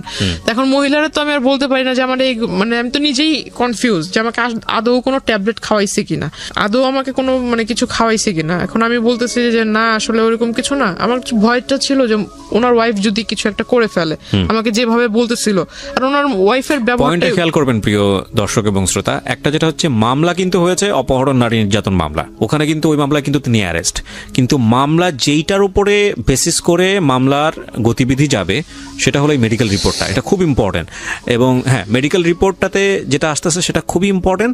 পাশাপাশি পারিপার্শ্বিকভাবে অনেক বিষয় লজিক্যাল ব্যাপার আছে, যে না ঠিক আছে তাহলে ওনাকে তুলে নিয়ে গেল কেন বা এরকম কেন করলো, সেগুলোও আছে, কিন্তু মেডিকেল রিপোর্টটা খুব খুব খুবই ইম্পর্টেন্ট। সেখানে কি হয়েছে দেখেন, বলেন তারপর। আমি আসলে ওনার ওয়াইফের কথা চিন্তা করে আমি ভাবলাম যে যেহেতু আমি সামনে ম্যাজিস্ট্রেট আমাদের পরিচিত ম্যাজিস্ট্রেট, কিন্তু ম্যাজিস্ট্রেট আমার কথা শুনে সে খুব রাগান্বিত হয়ে যায়। আমি যখন বলি সেও খুব রেগে যায় যে যেটা ঘটতেছে তুমি সেটা বলতেছো না কেন, তুমি অন্যভাবে কথা বলছো কেন। তো আমি এটা করলাম, করার পর মানে এখান থেকে তাহলে আমাকে তখন ওই একটা পুলিশ মানে যে মহিলাটা আমাকে মহিলা কনস্টেবল যে নিয়ে গেছিল সে আমাকে বলতেছে তুমি যে এই কাজটা করলে এখন এই লোকটা তো বেঁচে গেল, তোমার এই জবানবন্দির উপরে বেঁচে গেল। ওই জবানবন্দির উপরে যে সে আসলে জামিন পেয়ে যাবে আমি ভাবছিলাম যে মানে যেটা হয়েছে আসলে ভালো তো হয়নি, কিন্তু আমারও তো হাত পা বাঁধার মতোই। মানে অন্য সবাই চিন্তা করতেছে যেটা হয়েছে মানে তুমি মরে গেছো আবার মরার চিন্তা করতেছো কেন, সবাই আমাকে এইভাবে বলতেছে। তা আমার কথা হইতেছে যে বাবা যখন দেখবে, মা যখন দেখবে এই বিষয়টা তখন কি ভাববে। ডিসিশন পাওয়ার পর আমরা নিজেদের যতটুকু যথাসাধ্য চেষ্টা করে যে আসামিকে অ্যারেস্ট করছি, তা আসামিকে অ্যারেস্ট করে লাভটা কি হলো। ডেফিনেটলি মানে ক্ষিপ্ত হওয়া উচিত, আমরা নিজেরাই ক্ষিপ্ত হয়ে যাচ্ছি আপনার কথা শোনার পরে। খুব রেগে যায় তখন, আসলে আমি চুপচাপ ছিলাম। তখন আমাকে সে রাগ করে আমাকে বলতেছে যে ওরে বাড়িতে দিয়েও লাভ নাই, এর থেকে বোঝা যাইতেছে যে আসামির সাথে ওর ভালো কম্বিনেশন আছে। ইউ ডোন্ট ডিজার্ভ ইট, প্রথম কথা হচ্ছে এটা, কারণ আপনি এত বড় রকমের ভুল করেছেন, আনথিঙ্কেবল। ওকে, তারপর তখন আর আমাকে মানে কেউ পাত্তা দিচ্ছিল না, কেউ দাম দিয়ে কথা বলছিল না, কেউ আমাকে মানে কোন একটা ভালো কিছুর জন্য বলছিল না, সবাই যেন এরা চলতো। 4 মাস না 5 মাস পর সে জেল থেকে বের হওয়ার সাথে সাথে আমার মামির সাথে কন্ট্যাক্ট করে। আমার মামির সাথে একটা ভালো রিলেশন তৈরি করে ফেলে। মামির কাছে এই পিকচার গুলা পাঠায়, মামি আমাকে এই পিকচার গুলো দেখায়। মামিকে পিকচার কি নেটের মাধ্যমে পাঠিয়েছে নাকি মেইল করে? মেসেঞ্জারে উনি পাঠিয়েছে। সেটা তো নেটে ছাড়া হলো না, ব্যক্তিগতভাবে আদান প্রদান হয়েছে, কিন্তু নেটে ছেড়েছে আপনি নিশ্চিত হয়েছেন কিভাবে? এটা তো মামির ফোন থেকে, মানে ওনার যে আপনার আইডি খুলে যে ওইটাতে ছাড়ছে সেটার লিংক মামিকে দিয়েছে, আইডির লিংকটা মামি আইডিতে ঢুকে পিকচার উনি দেখছে, দেখার পর আমাকে দেখাইছে। তখন আসলে আমি সুইসাইড করার আর কি মানে প্ল্যানটা করি। তখন থেকে মানে সে করে কি ওই যে ওই পেপারস গুলা দিয়ে অভিযোগ করে 13টা জায়গাতে অভিযোগ করার পর আস্তে আস্তে মানে ওই যে আপনার বাড়িতে র্যাব, তারপর পুলিশ, ডিবির লোক দিনে 3-4 বার করে আমি আমার বাড়ির লোকের হয়ে অভিযোগ করেছি যে আমার বাড়ির লোকগুলা মাদক ব্যবসার সাথে জড়িত, প্লাস আমার সাথেও বাজে কাজ করায়, আমাকে ফোর্স করে। ও কি চাচ্ছিল মানে যে লোকটা আপনাকে এভাবে জোর করে নিয়ে সংসার করবে, সামহাও আপনাকে লাইফ লাগবে, যেহেতু এত কিছু হয়ে গেছে এবং সে প্ল্যান ছিল আর কি। ওকে, তারপরে কিডন্যাপ করলো আপনার বোনকে। তারপর বোনকে কিডন্যাপ করার পর আমার বোনকে নেওয়ার সাথে সাথে আপনার খুব মানে আমাদেরকে তো কল দিচ্ছে, আমাকে কল দিচ্ছে বারবার, যে বলতেছে যে তুই যদি না আসিস তাহলে তোর বোনকে আর দেখতে পারবি না। বোনটা তখন 2 বছর, মানে 2 বছর বেবি, কত ছোট, তো ওকে আসলে খুব মারতেছিল, সেটা আমিও শুনতেছিলাম। ফোন লাউডে ছিল, প্লাস এটা আসলে ওই ট্র্যাক করা হচ্ছিল, প্রশাসনের লোক ট্র্যাক করতেছিল যে যা কথা হচ্ছিল। তো আমার বোনকেও চর দিছে, আমার বোনকে নিচে ফেলে আমার বোনের মাথার উপরও বুট জুতো দিয়ে মানে কি বলো ওটাকে মানে চাপ দিচ্ছিল। প্রিয় দর্শক এবং শ্রোতা, এই পার্টটাতে ওনার যে ছোট বোন এবং ওনার মা দুজনই স্টুডিওর বাইরে আছে, আমরা দুজনকে এখানে হাজির করছি, এবং ভিডিও পার্টে আমরা ওনার বোনের ফেসটা আমরা দেখাবো না, এবং যেহেতু ওনার অপ্রাপ্তবয়স্ক আমরা একটু নিয়ে আসতে চাই, আমরা একটু ওনাদের কাছেও জিজ্ঞাসাবাদ করতে চাই আসলে কি, বিশেষ করে ওনার ছোট বোনকে জিজ্ঞাসাবাদ করতে চাই। কি নাম তোমার? হীরা। আচ্ছা, হীরার বয়স হচ্ছে 4 বছর। ওকে যখন এটা করা হয়েছিল তখন 2 বছর বয়স আপনি বলছিলেন, তাহলে তোর মনে থাকার কথা না? তারপরেও আমি টুকটাক, ওর আমাদের একটা প্লাস পয়েন্ট ছিল, আমাদের জন্য না, এটা প্রশাসনের জন্য প্লাস পয়েন্ট ছিল, যে প্রশাসন ওকে উদ্ধার করে, সেই প্রশাসনের কাছে ও যখন উদ্ধার করছে ওই অন দ্য স্পটে আসামিকে অ্যারেস্ট করার সাথে সাথে মানে ও কিন্তু ওকে যখন জিজ্ঞাসা করছে বাবু তোমার সাথে কি করছে, তখন মানে ও সমস্ত কিছু বলেছে। সেটা তো আমি মামলার চার্জশিটে, মামলা যেটা হয়েছে আমি সেখানে দেখলাম, নিজের মুখে বলছে। হ্যাঁ, মামলাতে কাগজপত্র আছে, দেখে আমি কিছু পাই নাকি। তোমার কি মনে আছে হীরা যে 2 বছর আগে কি হয়েছিল, কে তোমাকে কোথায় নিয়ে গিয়েছিল মনে আছে? ঘুরান দিছিল, মানে ঘুরাইছে, পা ধরে ঘুরাইছে। ও পা ধরে ঘুরিয়েছে। চিন্তা তুমি লোকটাকে? কানা। হ্যাঁ, ওর নাম আর কি, ও কানা বলে। কানা বলো তুমি ওকে? আচ্ছা, তো কোথা থেকে নিয়ে গিয়েছিল তোমাকে? আমি খেলতেছিলাম, তারপর আমার নিয়ে গেছিল। তোমাকে নিয়ে গিয়েছিল কি বলে নিয়ে গিয়েছিল? কইছে কি আমারে মারবে তোমাকে, ধরে নিয়ে গেছিল। কি করেছে তোমাকে? ঘুরিয়েছে, আর কি করেছে তোমার সাথে? পাউডার ঘুরান দিছে, থাপ্পড় মারছে। ওহো, তারপরে তুমি বাসায় আসলা কিভাবে? বাসায় আমার নানা আয়না দিয়েছে। আচ্ছা, কিভাবে উদ্ধার হয়েছিল আমাকে একটু বলেন তো। যে ওকে মানে আমাকে ওই লোক বলছিল যে তোর বোনকে যে আমি যে নিয়ে আসছি, যেভাবে নিয়ে আসছি, যে মাধ্যমে নিয়ে আসছি, এখন ওর মুক্তিপণ হিসেবে যেটা চাই সেটা হলো তুই। না, আমি বুঝতে পেরেছি, আমি রেজাল্ট জানতে চাচ্ছি। তো আপনি তাহলে কি করলেন? ওনার কথা কনভিন্স হয়েছে না? আমার কথা শুনে আমার মনে হলো যে যেহেতু আমার কারণে সে এত কিছু করতেছে, আর আমাকে পাওয়ার পর যদি সে আসলে এগুলো না করে, এগুলো থেকে যদি বিরত থাকে, তাহলে আমি আমার বোন এবং মাকে ভালো রাখার জন্য, যাতে আমার কারণে তাদের সমাজের লোকের কাছ থেকে কিছু না শুনতে হয়, আমি এই জন্য এতটুকু স্যাক্রিফাইস করব। যেহেতু আমার লাইফের লেখাপড়ার ইচ্ছা ছিল, লেখাপড়াটা শেষ হয়ে গেছে। আমি কোনো ব্যাখ্যাতে যাচ্ছি না। তারপর আপনি কি করলেন? তারপর আমি আসলে যাই, তোরে যদি আমি না পাই অ্যাসিড মারবো, বা অন্য কারো হতে দিব না, কমন ওয়ার্ড। আপনি ছেলেটা কমন ওয়ার্ড কিভাবে বলবেন? সাথে অ্যাসিড নিয়ে আসছে হাতে করে, সাথে করে অ্যাসিড নিয়ে আসছে। আচ্ছা, মামা আমাকে বাসায় যেতে বললো, বাসায় চলে যাই। বাসায় যাওয়ার পর আমি আসলে গেছি, তার পরের দিনই আমার নামে মামলা করে যে আমি তার বাসা থেকে আসার সময় জিনিসপত্র চুরি করে নিয়ে আসছেন। হ্যাঁ, তার জমি জমার টাকা পয়সা, তার পাসপোর্ট, তার নাকি ট্রান্সপোর্টের লাইসেন্স। বাংলাদেশে এই মামলা অসংখ্য মেয়ের নামে করে যখন এই যে বাসা থেকে চলে আসে। এই একটা মামলাই আছে, এটাই করা হয় এই শুধুমাত্র কিছুদিন হ্যারাসমেন্ট রাখার জন্য। ডেফিনেটলি সেটা আপনার ভাগ্যে হয়েছে, আমার যেটা মনে হয়। তারপর আপনি অ্যারেস্ট হয়েছেন। হ্যাঁ, আমি যখন মানা করি যে আমি ওই লোকের সাথে যাব না, তখন তারা আমাকে কোর্টে পাঠিয়ে দেয়, এবং আমার নানা ওর সাথে ছিল, নানাকেও তারা কোর্টে পাঠিয়ে দেয়। আমার নানা চলে যায় কেরানীগঞ্জের জেলে, আর আমি চলে যাই ওই যে নানাও জেলে চলে যায়। হ্যাঁ, নানা ছিল 2 দিন, কারণ নানাকে আর আমাকেই নি, স্যার কাউকে নেয়নি। আসামি করেছে আপনাদের দুজনকেই। তো যাই হোক, আপনি কতদিন ছিলেন জেলে? আমি 3 দিন ছিলাম। আর আপনার নানা ছিল 2 দিন। তারপর আপনাদেরকে জামিনে বের করে কে? হ্যাঁ, না আমার নানি বের করে। আপনার মার সাথে একটু কথা বলবো আমি। হ্যাঁ, আপনার মাকে আপনি দিবেন, উনি ইশারায় কথা বলুক, আপনি আমার হয়ে কোশ্চেনগুলো ওনাকে করেন, তাহলে উনি যদি অ্যান্সারটা বলবে, ওটাও আপনি দুবাস হিসেবে কাজ করেন, ওটা আপনার কাছে রাখেন। আমি একটু আপনার সঙ্গে কথা বলতে যাচ্ছি, সেটা হলো যে আপনার মেয়ে যে এত কিছু করেছে, মানে এত ঘটনা ঘটেছে, এখন মেয়েকে নিয়ে কি চিন্তা করছেন? কিছু বলতে চান আপনি? বোঝান তো। আচ্ছা, আমার মা বলতেছে যে আমার গার্ডিয়ান হিসেবে আমার বাবা মা না, আমার নানা নানি হলো আমার মেন গার্ডিয়ান। বাট আমার নানা নানি কয়দিন বাঁচবে, হয়তো কিছু আর 2-1 বছর পর তারা মারা যাবে। তো মারা যাওয়ার পর আমার গার্ডিয়ান হিসেবে কে থাকবে? কেউ থাকবে না। কিন্তু আমার বোনের গার্ডিয়ান দিক থেকে যদি আমি বলি, আমার মা বাবা কিন্তু আমার বোনের গার্ডিয়ান না, এখন আমি হলাম ওর গার্ডিয়ান না। আমাকেই আমার মা বাবার ভূমিকাটা পালন করতে হবে। বাবা থাকতেও নাই, মূল কথা যে বাবা থাকতেও নাই আসলে। হ্যাঁ, তো এখন আমার ওই বোনটার ক্ষেত্রে মানে আমাকেই অভিভাবক হিসেবে থাকতে হবে। তো এখন আমি তো হলাম একা। আমার যদি এখন বিয়ে হয়ে যায়, আমার মা যেটা বেশি ভাবতেছে, যদি আমার বিয়ে না হয়, তাহলে আমি আমার মাকেই বা দেখবো কিভাবে, বোনকে দেখবো কিভাবে? কারণ বোনের প্রতি আমার বাবার একটা আকর্ষণ, যেটা সেটা নাই। এটা আপনার মা ভাবছে, আমার বোন। আচ্ছা, আমার হয়ে এই প্রশ্নটা একটু তাকে করেন। সেটা হলো যে আপনার মার কি এটা ভাবা উচিত না, যে বিয়ের আগে অন্তত লেখাপড়া করে আপনাকে একটা আপনার আয় রোজগারের নিজের পায়ে দাঁড়ানোর ব্যবস্থাটা করা উচিত? জিজ্ঞেস করেন ওনাকে। আচ্ছা, উনি মূলত চিন্তা করতেছে আমার সেফটির কথা, আর আমার সাথে জড়িয়ে আছে আমার মা এবং আমার বোন। তো উনি ভাবছে যদি আমাকে আমার যদি এখন বিয়ে হয়, বিয়ের পাশাপাশি আমি লেখাপড়া করব, আর আমার লেখাপড়া আমি যখন লেখাপড়া করবো, আর আমার যদি বিয়ে হয়, তাহলে আমার হাজবেন্ড আমার মাকে এবং আমার মার ছেলে হয়ে আমার মাকেও দেখবে, আমার বোনকে ভাই হয়ে দেখবে। এটা ওনার ওপিনিয়ন, আমি রেসপেক্ট করি, যে কোনো ওপিনিয়নই হোক না কেন। এটা সফল বাবা মায়েরই একটা বড় চিন্তা তার মেয়েকে নিয়ে। আপনার যে অতীতটা দগদগে ঘা, সেটা আপনাকে সারাটা জীবন সাফার করাবে। এটা আপনাকে মেনে নিয়েই সামনে চলতে হবে, বিকজ আমরা চাইলে রাতারাতি সমাজটা চেঞ্জ করে ফেলতে পারি না। আমাদের সমাজের কিছু কিছু সমস্যা আছে, সেগুলো পরিবর্তন হয়তো বা হবে, কিন্তু এটা আপনাকে মেনেই সামনে আগাতে হবে। এখানে আমার কোশ্চেন, সমাজের লোককে এটা বোঝে না যে আজকে অন্যের মেয়ের সাথে এটা হয়েছে, কালকে তো আমার মেয়ের সাথে এটা ঘটতে পারে, তো আমি এগুলো কেন বলবো? ডেফিনেটলি সবার বোঝা উচিত, কিন্তু এটা আপনাকে মাথায় রাখতে হবে যে সমাজের আসলে খুব বেশি দায় এখানে নাই। আপনাকে নিয়ে কে কি চিন্তা করলো, সেটা নিয়ে আপনি কি চিন্তা করছেন, সেখানে আপনার দায় আছে। হ্যাঁ, এখন সমাজের 100টা মানুষকে নিয়ে যদি আপনি চিন্তা করেন, আপনি তো স্বাভাবিক জীবনযাপন করতে পারবেন না। এই যে আমি রাস্তায় বের হয়েছি, কোন মানুষটা আমাকে কি মনে করছে, এই যে আজকে আমি গল্পটা বলে গেলাম, কালকে আমার দিকে কোন লোক কিভাবে তাকাবে, এত কিছু মনে করলে তো কোনোদিন জাস্টিস আসবে না।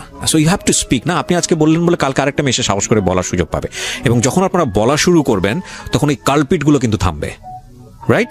সো আপনাকে বলতে হবে, আপনার অধিকারের জন্য আপনাকে বলতে হবে। এবং আমি মনে করি আপনি আজকে বলেছেন, অসংখ্য মেয়ের মুখপত্র হয়ে বলেছেন। কারণ একটা মেয়ে আমাদের পরিবারে, আমাদের সমাজে, আমাদের বিভিন্ন জায়গা থেকে যে পরিমাণ নির্যাতনের শিকার হয়, এটা আসলে ভয়ঙ্কর। এবং সেই জায়গাটা থেকে আমাদের সবারই সাপোর্ট করা উচিত তাদেরকে। যেটা আমি অনুষ্ঠানের শুরুতেই বলেছিলাম, প্রিয় শ্রোতা, যে আমরা যে ব্যক্তিটি আজকে জান্নাতের এই জীবনের জন্য দায়ী, যার কথাটি এখানে বারবার এসছে, তাকে আমরা ফোনে এখানে কানেক্ট করছি, এবং আপনাদেরকে শুরুতেই বলেছি যে তার নাম পরিচয় আমরা এখানে ফ্ল্যাশ করব না। এই অনুষ্ঠানের প্রেক্ষাপটে কেউ যদি স্বেচ্ছায় এসে অন্যান্য কোনো মিডিয়াতে এসে বলে যে আমি সেই ব্যক্তিটি, সেটার দায় এই অনুষ্ঠানের না। কিন্তু আমরা আমাদের অনুষ্ঠানের প্রেক্ষাপটে নাম পরিচয় ফ্ল্যাশ না করি, তাকে কানেক্ট করছি।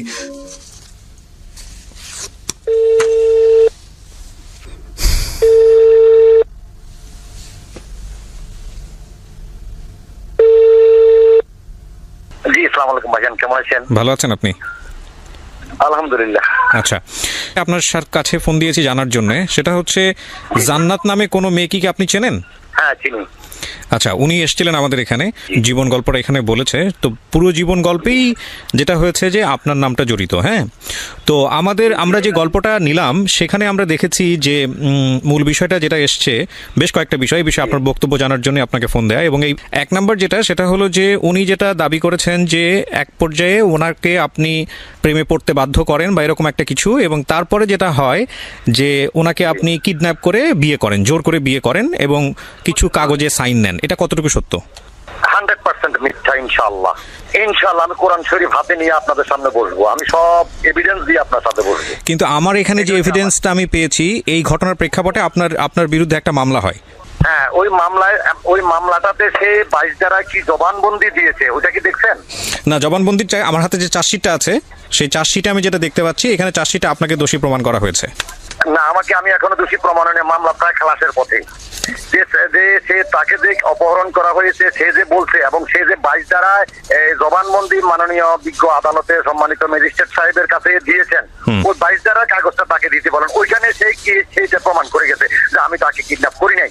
তারা তো শুধু তাদের কথাগুলোই বলছে, কিন্তু তারা মিথ্যা কথাগুলো বলছে। তো যেই জিনিসগুলো আমার হাতে এসছে প্রমাণের জায়গা থেকে, একটা হচ্ছে কিছু তদন্ত রিপোর্ট। প্রথম যে মামলাটা হয়েছিল আপনার, উনি যে মামলাটা করেছিলেন, সেই মামলায় আমি যেটা দেখতে পাচ্ছি যে চার্জশিটটা দেওয়া হয়েছে, সেই চার্জশিটে স্পষ্টভাবেই বলা হয়েছে যে আপনি ওনাকে কিডন্যাপ করেছেন। এবং এর পরবর্তী বক্তব্য আপনার আপনি যেটা বলছেন যে 22 ধারা বা মামলা ডিসমিসের পথে আছে, এটা হচ্ছে আপনার বক্তব্য, তাই তো? হ্যাঁ, 22 ধারা সে বিজ্ঞ আদালতে যে জবানবন্দি দিয়েছে, ওই ধারাতে বলছে আমি তাকে অপহরণ করি না, সে স্বেচ্ছায় আমার সাথে গিয়েছে। আচ্ছা, এটা হচ্ছে এই প্রেক্ষাপটে আপনার বক্তব্য, কিন্তু আপনি কোর্টকে রেফার করছেন। 1 2 নম্বর সেটা হচ্ছে আপনার বিরুদ্ধে আরো একটি মামলা হয়।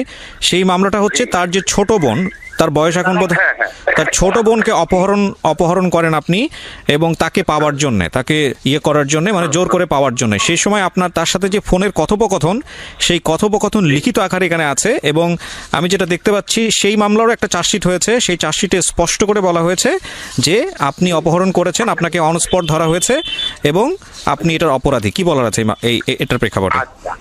এই প্রসঙ্গে তার মামা তাদের স্থানীয় ইউনিয়ন পরিষদ চেয়ারম্যান একটা বৈঠক করে বিচার করে আমাদেরকে মীমাংসা করে দিয়েছেন। কেমন মীমাংসা করে দেওয়ার পরে তিনি 10 মাস 10 দিন পরে আবার আমার কাছে চলে আসতেন যে আমি সংসার করব।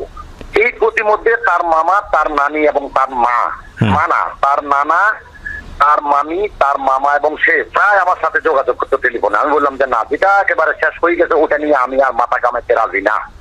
যেটাতে বিচার হয়েছে সম্মানিত চেয়ারম্যান সাহেব, মাননীয় চেয়ারম্যান সাহেব বৈঠক করে এটা মিনিমাইজ করে দিয়েছেন, ওটাতে আমি আর যেতে রাজি নই। তখন সে বললে যে তুমি যদি আমাকে না নাও, আমি তো কলঙ্কিত হয়ে গেছি। আমার মা বাবা, আমি নানার বাড়িতে থাকি, আমার কোনো পরিচয় নাই। এখন আমার নানি আমাকে প্রথম যে মামলাটা, ওই মামলাটাও সে জেলে ছিল, ওই মামলায় সেও জেলে ছিল 16 দিন, আমি ছিলাম 21 দিন। আমারটা যখন তার এইজ প্রমাণ করে দিল আমার বউ বা আমার ছেলেমেয়েরা বা আমার লোকজনে, তখন মাননীয় আদালত আমাকে জামিন দিয়েছে। এজাহারে তার মামা তার ওই ছোট বোনকে নিয়ে আমার কাছে এসে বললেন যে তুমি একে রাখো, জান্নাতকে বা আমার মাকে ফোন দাও, জান্নাত চলে আসবে। মেয়ের জ্বালায় আমরা অস্থির, মেয়ে হয়ে গেছে, মেয়ে চরিত্রহীন। আমি বললাম যে না মামা, এটা কি বলেন, আমার পক্ষে এটা সম্ভব নয়। এজাহারে তার মামার নাম ছিল, কিন্তু চার্জশিটে তার মামার নাম বাদ দিয়ে সেখানে আমার নাম দিয়েছে। একজনও সাক্ষী দিতে আসে না, কোনো মামলাকে সাক্ষী দিতে। আচ্ছা, সবশেষে আমি আপনার নিশ্চয়ই আপনার বলার অনেক কিছু আছে, আমি আপনাকে বলার জায়গা থেকে, আমি এই জায়গাটা থেকে আমি মনে করি আপনার বলতে দেওয়া উচিত। কিন্তু আমি শেষমেশ যে প্রশ্নটা করতে চাই মানবিক জায়গা থেকে, আমি প্রথম যে ব্যাপারটা আমি আপনাকে পরিষ্কার করি, আমাদের অনুষ্ঠানের উদ্দেশ্য আপনি দোষী না জান্নাত দোষী সেই বিষয়টা প্রমাণ করা না। হ্যাঁ, আমাদের উদ্দেশ্য হচ্ছে, আমাদের অনুষ্ঠানের উদ্দেশ্য হচ্ছে যে এই রকম একটা অসম প্রেম বা জান্নাত যে কথাগুলো বলেছে বা আপনি আপনার পক্ষ থেকে যে কথাগুলো বলেছেন, মূলত ক্ষতি দুইজনেরই হয়েছে, রাইট? আপনারও ক্ষতি হয়েছে, তারও ক্ষতি হয়েছে। সো এই ক্ষতির বিষয়টা মানুষ জেনে মানুষ যাতে সচেতন হয়। আপনাদের দুজনের কারো দিকে আঙুল তোলা আমাদের অনুষ্ঠানের উদ্দেশ্য না। অনুষ্ঠানের মূল জায়গাটা হচ্ছে মানুষকে সচেতন করা, এবং একই সাথে আপনাকে এটাও বলতে চাই যে আমাদের এই যে আমরা আপনাদের দুজনকে দেখিয়ে মানুষকে সচেতন করছি, আর যদি দোষী বা নির্দোষের ব্যাপারটা থাকে সেটা সম্পূর্ণ এখতিয়ার হচ্ছে কোর্টের। আমরা শুধু কিছু কাগজ পেয়েছি এবং আমরা মনে হচ্ছে যে আপনার বক্তব্যটা জানা উচিত, সে অর্থে আপনার বক্তব্যটা জানলাম। এবার আমি আপনাকে কিছু প্রশ্ন করতে চাই। প্রথম কথা হচ্ছে আপনার বয়স, আমি যেটা দেখলাম কাগজে কলমে এখানে 50 বলা হয়েছে, তো হ্যাঁ, তো এই যে 50 বছর বয়স বা যাই বলি না কেন, এইরকম একটা বয়সে থেকে পূর্বে স্ত্রী থাকা অবস্থায়, বাচ্চা থাকা অবস্থায় এরকম একটা আন্ডার এজ মেয়ের সঙ্গে আপনার সম্পর্কে যাওয়ার প্রয়োজনটা কি ছিল? আপনি শুধু এই বিষয়টা বলেন।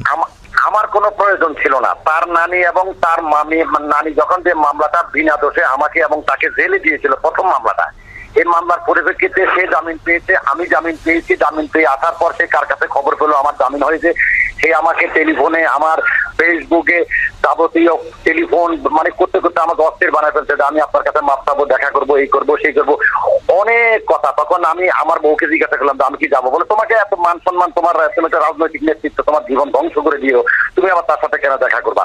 আমি বললাম না যাই, নো প্রবলেম, অসুবিধা নাই, তুমি কোনো চিন্তা করো না, আমার কোনো ওই ধরনের টেন্ডেন্সি নেই। আমি তাকে মেয়ের মতোই জানতাম ভাই, বুঝছেন? আপনি তাকে মেয়ের মতো জানতেন, সে আপনাকে বিয়ে করতে চেয়েছে, এগুলো কি বিশ্বাসযোগ্য? আপনি বলেন, আপনি যদি একটা রাজনীতি ব্যক্তিত্ব হয়ে থাকেন, মানে আমাকে কি বিয়ে ভাই, আমাকে যদি তার ভয়েস রেকর্ড গুলো আপনি শোনেন, আমার কাছে সব আছে তথ্য। ওরা কিন্তু ওদের গুলা দিয়েছে, আমি কিন্তু আমার গুলো এবং ওদের গুলা দুইটা আপনাকে প্রডিউস করবো। আমার লক্ষ লক্ষ টাকা নিয়েছে, তারা জেলও ছিল, তাদের বিরুদ্ধে আমি মামলা করছি, তাদেরকে আমি জেলও খাটাইছি। কিন্তু তার ভয়েস রেকর্ড গুলা, তার চ্যাটিং গুলা, তার ভিডিও সিডি গুলা যদি আপনি দেখেন, তাহলে আমি তাকে দোষী করি না, কিন্তু তার সম্পূর্ণ দোষ হচ্ছে তার নানি। ডেফিনেটলি। সো এই হচ্ছে জান্নাতের জীবন গল্প। আমি শেষ বেলায় এসে খুব ছোট্ট করে যে কথাটি বলতে চাই সেটা হলো যে জান্নাত কতটুকু ভুল করেছে, কিংবা যে ব্যক্তিটি, যিনি 50 ব্যক্তি জান্নাতের এই জীবনের জন্য দায়ী, যিনি নিজেকে এখনো জান্নাতের স্বামী বলে দাবি করলেন, তিনি কতটুকু ভুল করেছেন সেটা আমাদের আজকের এই অনুষ্ঠানে আঙ্গুল দিয়ে তাদের দুজনকে আঙ্গুল দেয়া বা আঙ্গুল দিয়ে দেখিয়ে দেওয়া আমাদের উদ্দেশ্য নয়। আমরা শুধু বলতে চাই যে জান্নাতের মতো ভুল যেন আপনি না করেন, কিংবা যে ব্যক্তিটি জান্নাতের এই জীবনের জন্য দায়ী বা আদৌ দায়ী কিনা সেটা কোর্ট প্রমাণ করবে, সেই রকম অবস্থায় যেন আপনি না যান, কারণ ক্ষতিটা আসলে দুজনেরই হয়েছে। তো সেই জায়গাটা থেকে সচেতন হওয়াটা খুবই জরুরি।